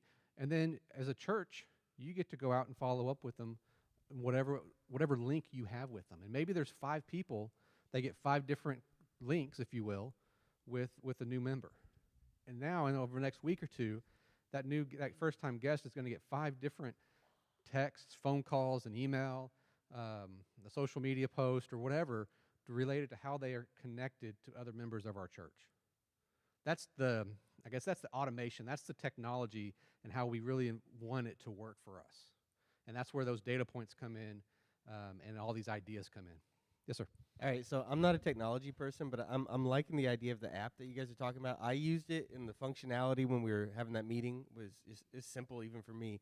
But I guess one thing I had a question on, is it possible, and I don't want to make it too convoluted because the more you do, sometimes the less effective it is, but for the different ministries we have within the church, is it possible to add sections in the app to where we have almost message boards, so where people can make suggestions or communicate with each other through those message boards through our app, or is that something you think might not be very feasible? And because I want to reduce attrition rates and things like that by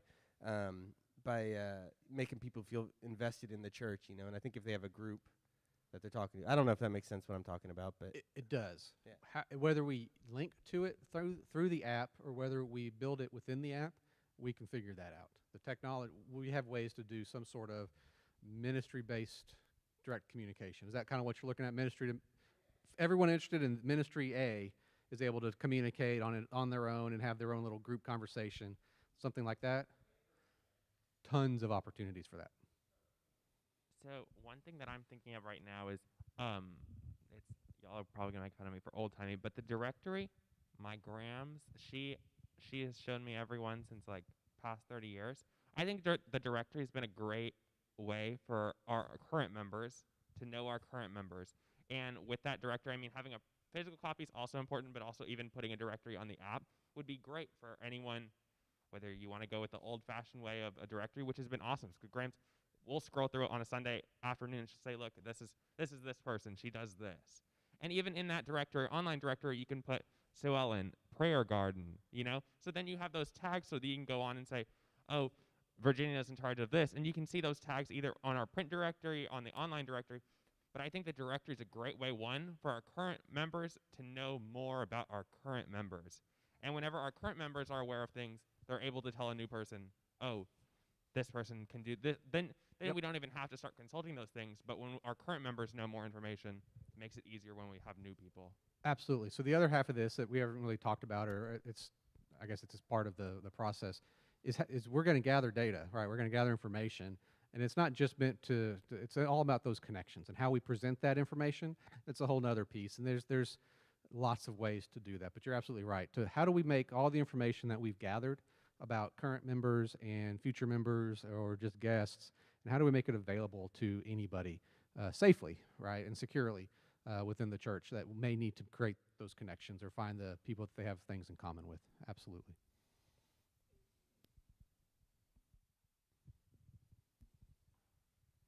I know, like, if I was a new member, I would be a little intimidated if I got a message from a random person saying, oh, you like soccer too?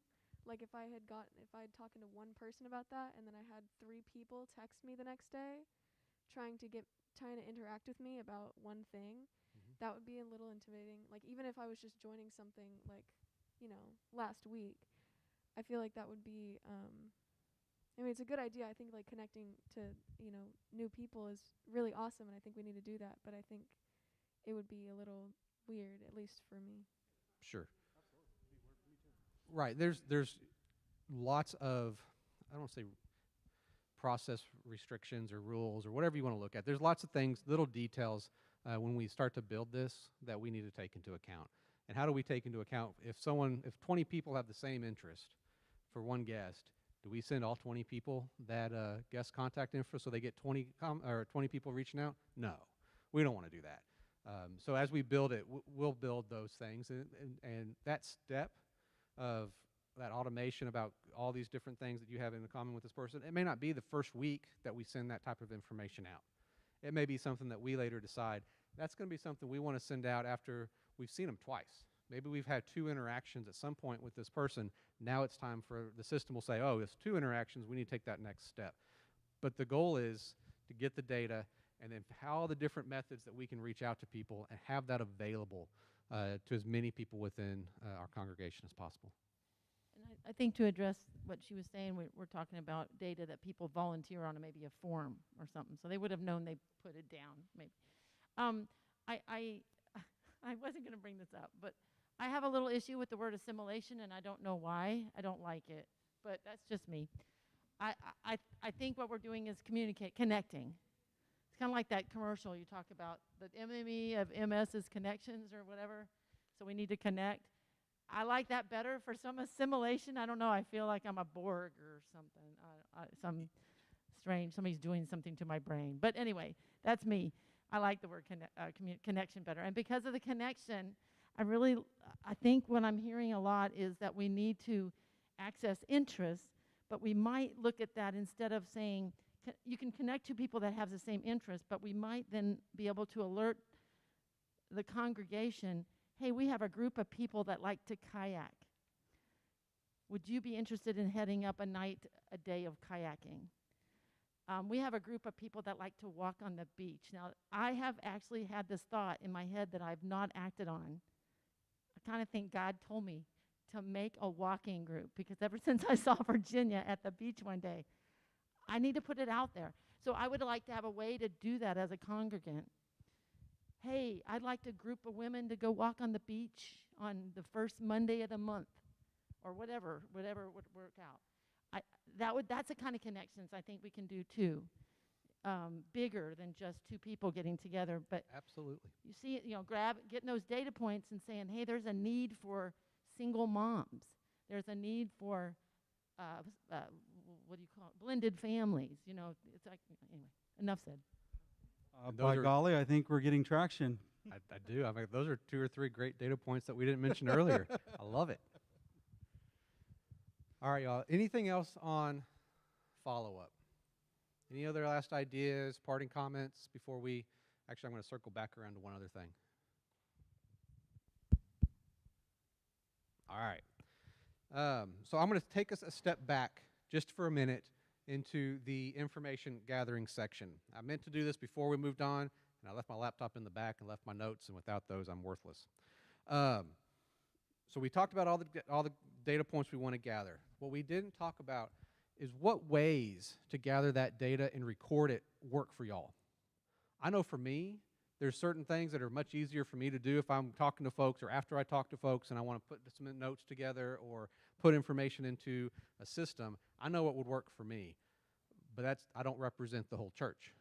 And so we really want to look to you guys to start to figure out, how do we want to get that information brought in? We have a lot of different ways, and I don't want to put any sort of limits on what we can do. I really want you guys to say, this would be really cool if I could do it this way or that way or whatever. So I just want to take a few minutes and just in an open kind of conversation, figure out what those ways could look like. And then we're going to figure out what can we do with the technology we have. And I'm not looking to limit us to this is the only way you can put information in. You have to do this. I really want to figure out what works best for as many people as possible. If that means we have 5 ways to put information in because that reaches the most folks, awesome. If there's 2 ways that do it, great. But I want you guys to have that input.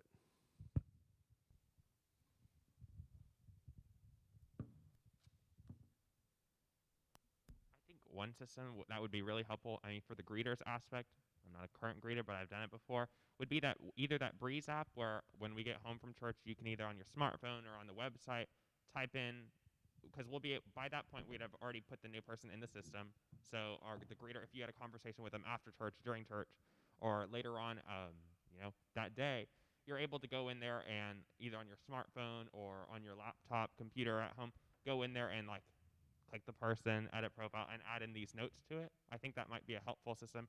And same way, in the same spiel of the directory sense, is that when we type someone in, we'll be able to find that information on it. If that makes sense.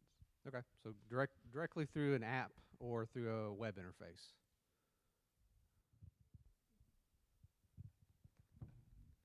I think something like a registration process, either on the website or the app, where people can put in the information they want to share. So like a form, I'm envisioning like a form on a website. And then for those people who don't use a computer, then we could have paper forms and then someone could go back and put it into the system. Okay. Would you envision that being something like a guest would fill out while they're here, and we'd say, hey, if you're a guest, we'd love for you to download our app. Here's how you get to it real quick. And then here's a button for just register. And just let us know you're here. Would something like that be feasible, or do we want to pass around a card for that or provide something that they handwrite? I'm thinking first time, not necessarily existing members. For first-time members, I would think, or guests, either or. They could do it. I think it would be a little time-consuming to do once they got here. So maybe on their own time after they left. If they were interested enough to come back, I think they would take the time to do it. I'm also thinking for current members, the same thing. Go on the website or grab a form and fill it out so that we would have the same information for current members. Okay, so using that process to update or get current all of our existing information for members. What about when we're out at an event, when we can go back and have picture patch? I'm going to use that picture patch as an example because it's recent. How do we gather that information? How do we gather information from all those visitors that set foot on our campus that want to leave it? Well,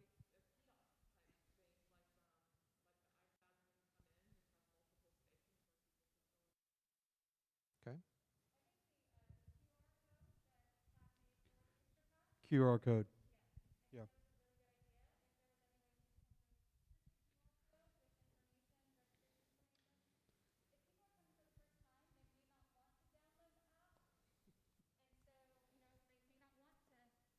Add another app to their phone if they're just going to be a first-time visitor. So if there's a QR code, maybe just a link to registration page, they can do that. And if they're interested later, they can download the app. I like it. Oh yeah, that's possible. Yes, this is possible. Yep. QR Downloading codes the have been menu on around the QR for, code. gosh, we started looking at them 15 years ago when I worked for city of Kerrville. Yep. Yep.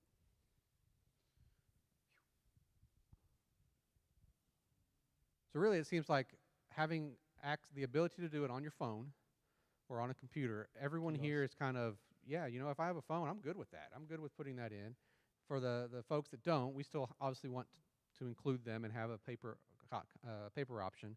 But even for our visitors or folks that are here for the first time or are checking us out or coming to an event, y'all feel like having some sort of electronic way to do it that's quick and easy, not necessarily our app, but a quick and easy way to do it would probably work for them if they choose to leave that information.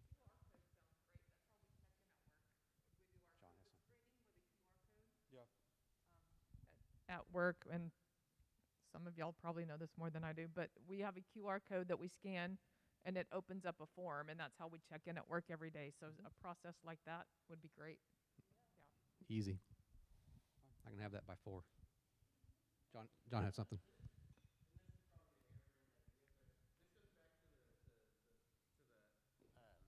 To the I don't know what the word is, marking new members. I don't want to I don't know. Maybe I know somebody who has a lot of birdhouses to get rid of. Could we give new members a birdhouse, and then if we see him with that birdhouse, we know to approach him, like everybody? I don't know. Maybe it's a terrible idea, but just something to think about. Oh yeah. Hope says I'm not a greeter now. I mean, taking that, that idea's come up a bunch, and taking it in the negative or the opposite. All the members have a name tag that they wear every week. So if you don't have a name tag, you're probably not a member. Yeah, and it's a way to, and they can have a handwritten one that sticks on, and maybe everyone else has a more permanent one that's printed, and we are easily able to tell the difference. Could be another way to accomplish that same thing without marking an N on everyone's forehead as they come in. I know you. You're a member. I don't know you.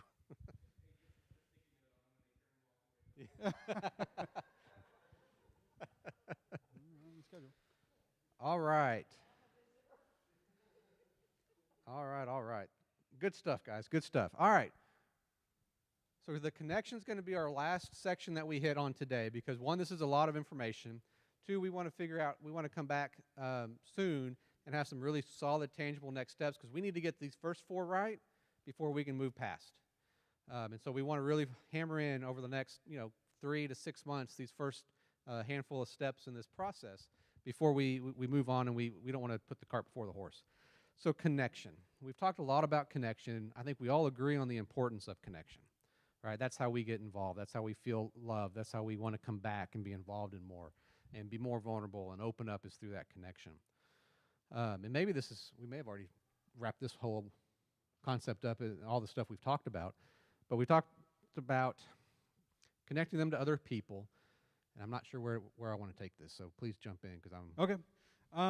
Yeah, so when you talk about connection, you're also going through a filter system of when you invite them, and again, it goes back to, when you look at everything we put together, can you get to the next step?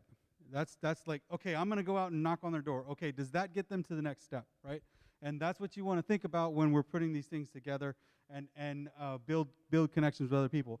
The other thing is when you're talking about follow-up, okay, and we're kind of blending all these things in, which kind of comes into connection. But when you talk about big church, you do need groups, you do need sections, you do need specific teams to do follow-up and specific teams to connect and specific teams to gather information. And with the technology that we have, it's also going to be easier. So one person, if you want to do all of them, that's great. Go ahead, dig into it, but you don't have to do all of them. Especially nowadays when people say, I don't have time, or I got the kids, and I'll say, okay, well, do you got 2 minutes to like plug it in and put it in the system, or I don't know how the group. We're gathering all this information so we can see what kind of groups we're going to need, what kind of teams we're going to need, and who's where we want to go with on those situations.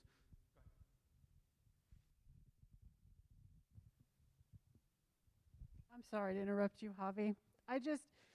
Connection is kind of the thing that I relate to the most. Maybe because I'm female, maybe because I'm a mom.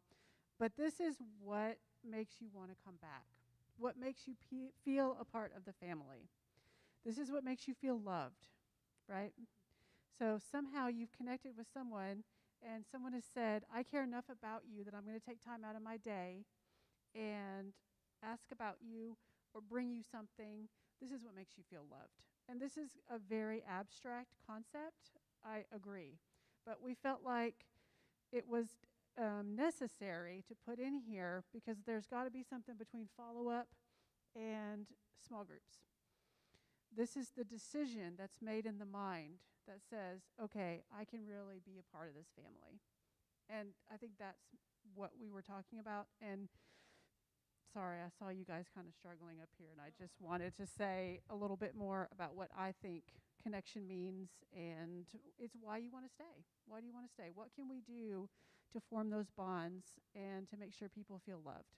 And this is going to be a lot like initial contact. It's probably not the most data-driven, hardcore, easy-to-define category. It's going to be a lot of random ideas. It may be, hey, we went for coffee one day, and I felt like I made a friend, so I'm going to come to church with this person. Things like that. Does that help? All right, I'm done. Good job, Kat. So, in adding to what she was just saying is that's why if you look at the circle, loving people, transforming lives, it's right in the transition of it because this is the point where we're going to start building relationships with people, and obviously everybody has tons of ideas that we can do with that, and that's from here on out. This circle, it's kind of like, okay, now we moved into hardcore Christian, and we can start talking about discipleship. We can start talking about transforming lives, and I mean that's not where we lack in the church. Obviously, church people are, they want to shout at the mountaintops, but it just seems weird to people. So we're gonna get moving with that. But when it comes to the cycle, you want to start looking at what kind of connection goes to small groups, and then what does small groups go to evangelism, and then evangelism rotates the cycle. Now, we're running pretty good on time, so I want people to simulate a couple of things because you guys are honing in on basically what we're already been kind of talking about and troubleshooting and thinking about. So you want to put a simulation through a person, a newbie, right? Or maybe somebody that's switching churches, or maybe somebody that's been a Christian and they don't need, they can say hi and say, where's the small group, right? And so this system right here is going to be a position for everything. So if somebody wants to come in and say, where's the small group? All right, well, we already have communications. We can plug you in. We can jump you all the way across here and then put you in Breeze or whatever, and then that small group person will contact you just like that.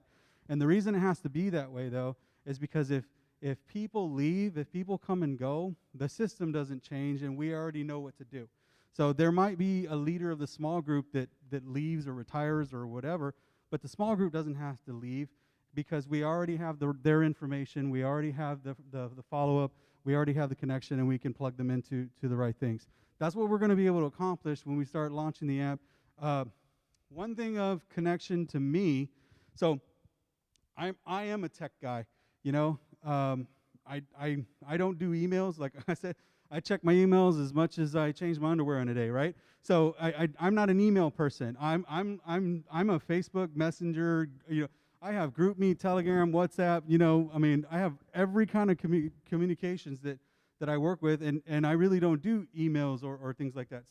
So what works for me is I want to check it out. I want to plug myself in. I'll put my own information in. I'll download the app. I got tons of apps. I have 100-something apps on my phone. That's just my generation. That's what I like to do because I'm a go kind of person. So what I think a personal example is in connection is using the app. You can utilize information in classes, and you can put your face on your app, and you can get a podcast going. You can get lesson plan series going, where people can check us out without even coming to church yet, right? They can feel a connection without actually coming, and we can accomplish these things. But this is where we're going to start treading ground, right? This is where we're going to start getting.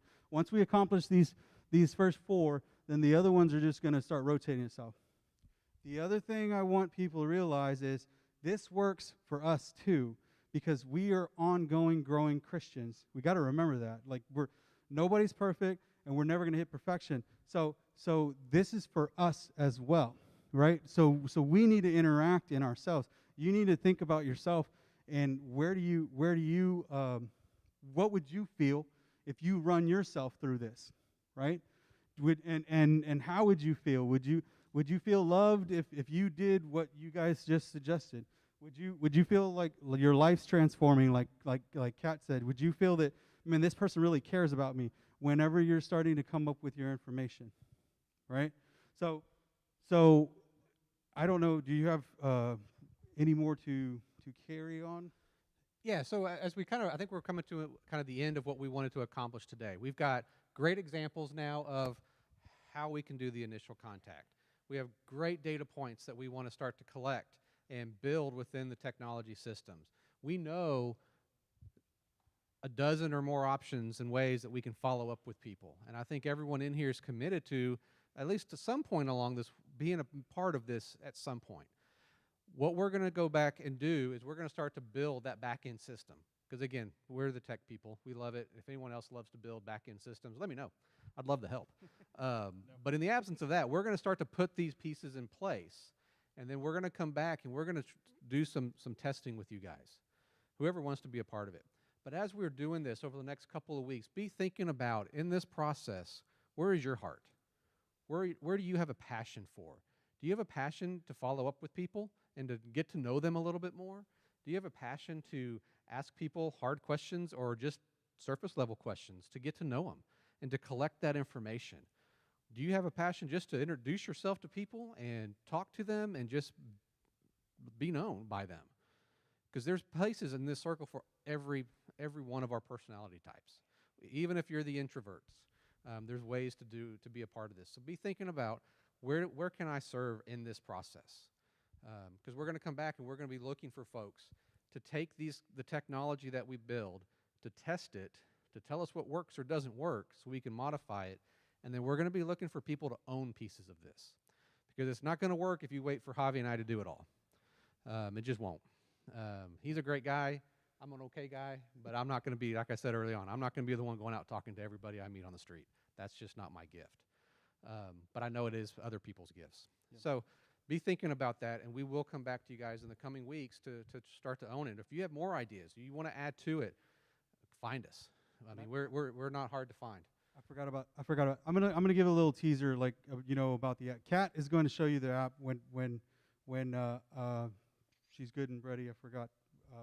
You're going to display, not today, but yeah, Sunday. So I'm going to give a little teaser. So here's the thing, like on the app, what do we want to accomplish when we have an app? Well, you can network very well because you can text people the app. Hey, download the app, and then boom, there you go. You just network the church by sharing the app, right? And people can download the app. The other thing we have on there is a prayer wall, so we can build community. So people can say, hey, pray for this and this and that, and then you can intervene and say, I prayed for this, and people can see the community of Asbury through an app, through the system. And we're also, the app can plug into our social media and Instagram, Facebook, things like that. So it's going to help us build the community, but we still need to do church. I mean, that's not going to go away, and I don't want it to go away. But the cool thing is, whatever you guys are currently working on, we're pretty much going to have the technology so where we can amplify whatever you're doing. Does that make sense? Yeah. And but the key is we can't amplify it and we can't own it if we don't communicate. And so that's the most important thing, is to communicate what you're doing, whether it's small or big or whatever. We got to communicate with each other so we can help each other, so we can grow each other, so we can get more people involved. We're trying to get we're trying to get more information to people so they can make choices. Because, Tom's talked about intentional living here in the last, few weeks or so, and that's what we intend to do. As a church and as the body of Christ, we're going to live intentionally. I'm not going to apologize to help people get better results in their lives, right? If you have questions, I'm not going to lie to you about what it takes to get through it, right? We're gonna give you truth in love, but I'm not going to sugarcoat it for you. This is what you're going to have to go through. This is what we're going to do. But we have a process. We can help you through this. We can get you through this. You can do it in levels. This is what we're going to be able to accomplish. Hopefully, the faster we communicate and we get on board and everybody's on board with that, then maybe by the second quarter we'll be up and running, right? And we'll be moving. And hopefully by the end of the year, we don't have to be stepping over each other's toes anymore. It'll just be automatic, and that's the goal. Awesome. Sorry. All right. So as we wrap up, yeah, I was going to say, perfect. You got it?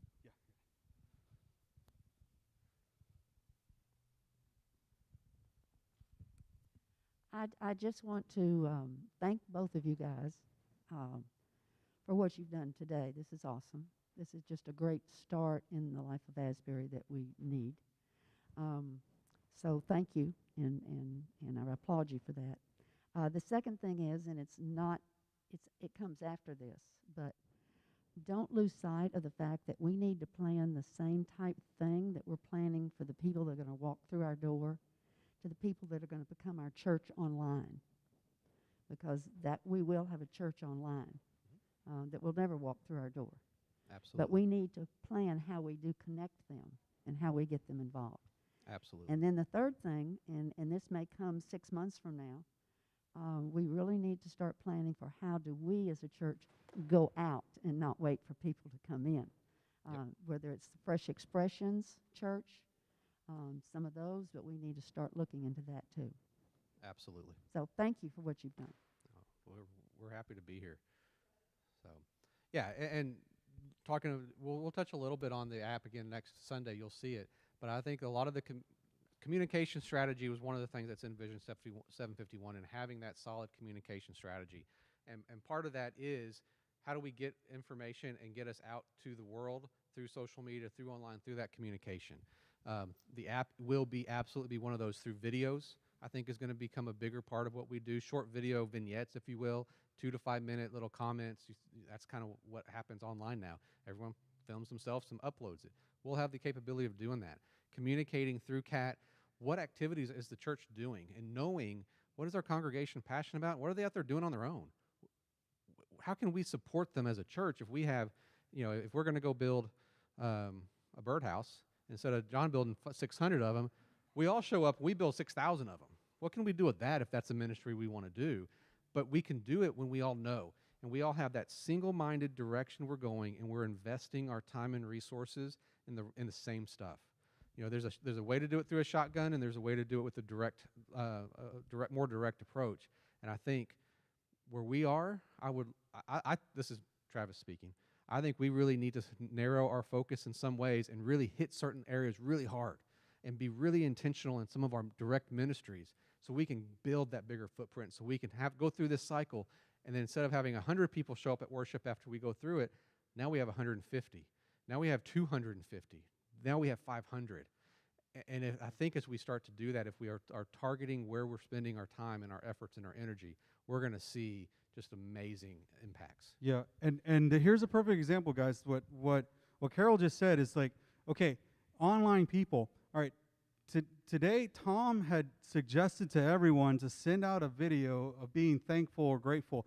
That is online ministry right there. Do you know what we can do with all those videos? And it only takes 2 minutes to make a video and then send it to Kat or a letter. Do you know how much promotion we can put on Facebook or in our app? Do you know how many faces people can see that don't go to this church that can see us? So Tom just already got the balls rolling today. So that's something we can do as far as online ministry for people to get to know us. They start knowing our community and seeing. So pay attention to the announcements and the things that happen because online presence it's people oversee it, or they run out of time, or they're like, well, I mean, and they don't. But online presence means so much to a lot of people that we won't see. And I don't like to be online. I've never made a video and posted online because I don't think I do a good job of it. I think I'm terrible at it. But it's something that I think Kat's going to make me get outside my comfort zone on some of this. So this is a personal thing, like Kelly's word, assimilation. Mine, I love the fact that you talked about unity and community. I think that's like a great kind of like motto or slogan or whatever for us. Because in the past, I'm just being totally honest, guys. In the past 6 months, we have really I have felt personally we're alienating our congregation by talking about leadership and not leadership. And we've had things printed that said only leaders are allowed to attend this. And even this morning, Tom was talking about the leaders are going to meet today. And we've got to get away from that word. If we didn't say that word again this year, it would be great, because each one of us has something to offer in this church. The 80 people that were sitting in here today, most of them aren't going to think that they're leaders. And when you hear that, you're like, well, then I don't need to come. And so we need to open ourselves back up where we're just community and working together as one. thank you.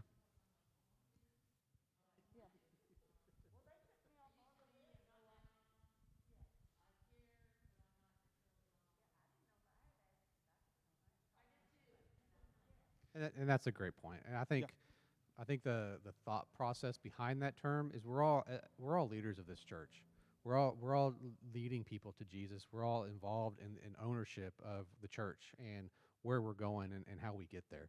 And I think that's what's meant behind it. It's not a title. Yeah, and we absolutely agree, and that's why this system, we're trying to design it to where all you need to do is, do you have 5 minutes a week or something like that? Can you write a letter, or it's going to be something simple where a lot of collaboration will make one mission, and then a lot of collaboration will make another mission, another mission, another mission.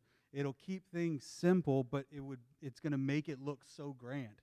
And so that's why it's important that we're all together on it, because when you're all together on it, it'll look bigger to the person that's not here. It'll look huge on social media. It'll look huge to a new person that that doesn't know anything about churches. Yeah, but point well taken. Thank you.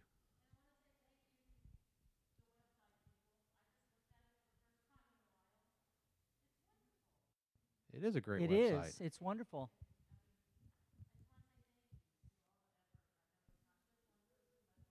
No, it's pretty much one person. In fact, to piggyback even on that, I was just going to compliment the team, because one of the things that I appreciate that's happening is not only are we having a meeting that is people are invited to come to, but also I told Kat just a little bit ago that I'm really appreciative that this kind of thing is even being shown to the entire church. The way for everybody to get on board in one direction is to communicate to as many as possible. Whether they choose to show up at a meeting or be directly, it still gets people thinking about, what part can I do? Oh, I can invite someone over for dinner after church. I know with COVID we've been kind of casual, concerned about some of that stuff, but nevertheless, or I can do this, or I can do that. And so I really want to compliment the team for all their work, and I also want to compliment the team, like I said, for trying to make this so broad that anybody that's being part of the church can see it and have a general idea of where the church is going. Because when you feel like the church is going somewhere and something is happening, that's when you want to jump on board and you want to be involved. So anyway, let's give a thank you to the team. Yeah. Thanks, Dad. Anybody got anything else before we close in prayer? Yeah.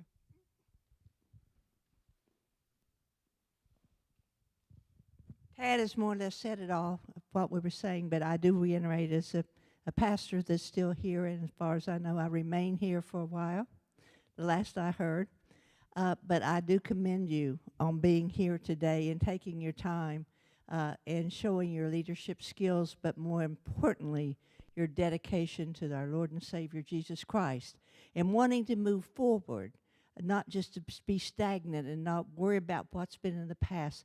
And if you're around Javi very long, you know, he said, I don't stay back there. I'm moving, I'm moving, I'm moving. You know, the old movie, move it, move it, move it. That's Javi. But Asbury's got that chance, and we're doing that now. And I want to thank you guys, Trent and Javi and Letty, Kat, and Hope's back there someplace, or she may have gone, or there she is. All of our leadership and the staff that we have.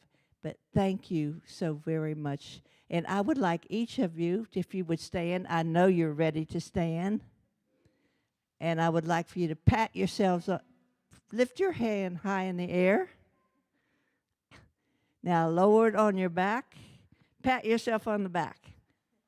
Pat yourself in the name of Jesus Christ for being here and being up for an awesome responsibility. And thank you guys again.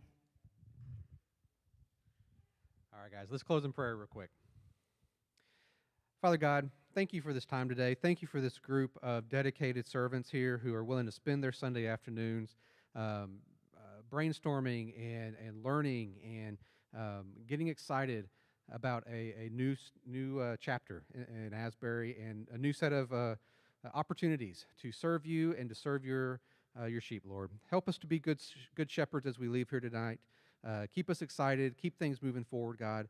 And we can't wait to see what you have in store for this church throughout the rest of 2021. It's in your Son's name we pray. Amen. Thanks, y'all.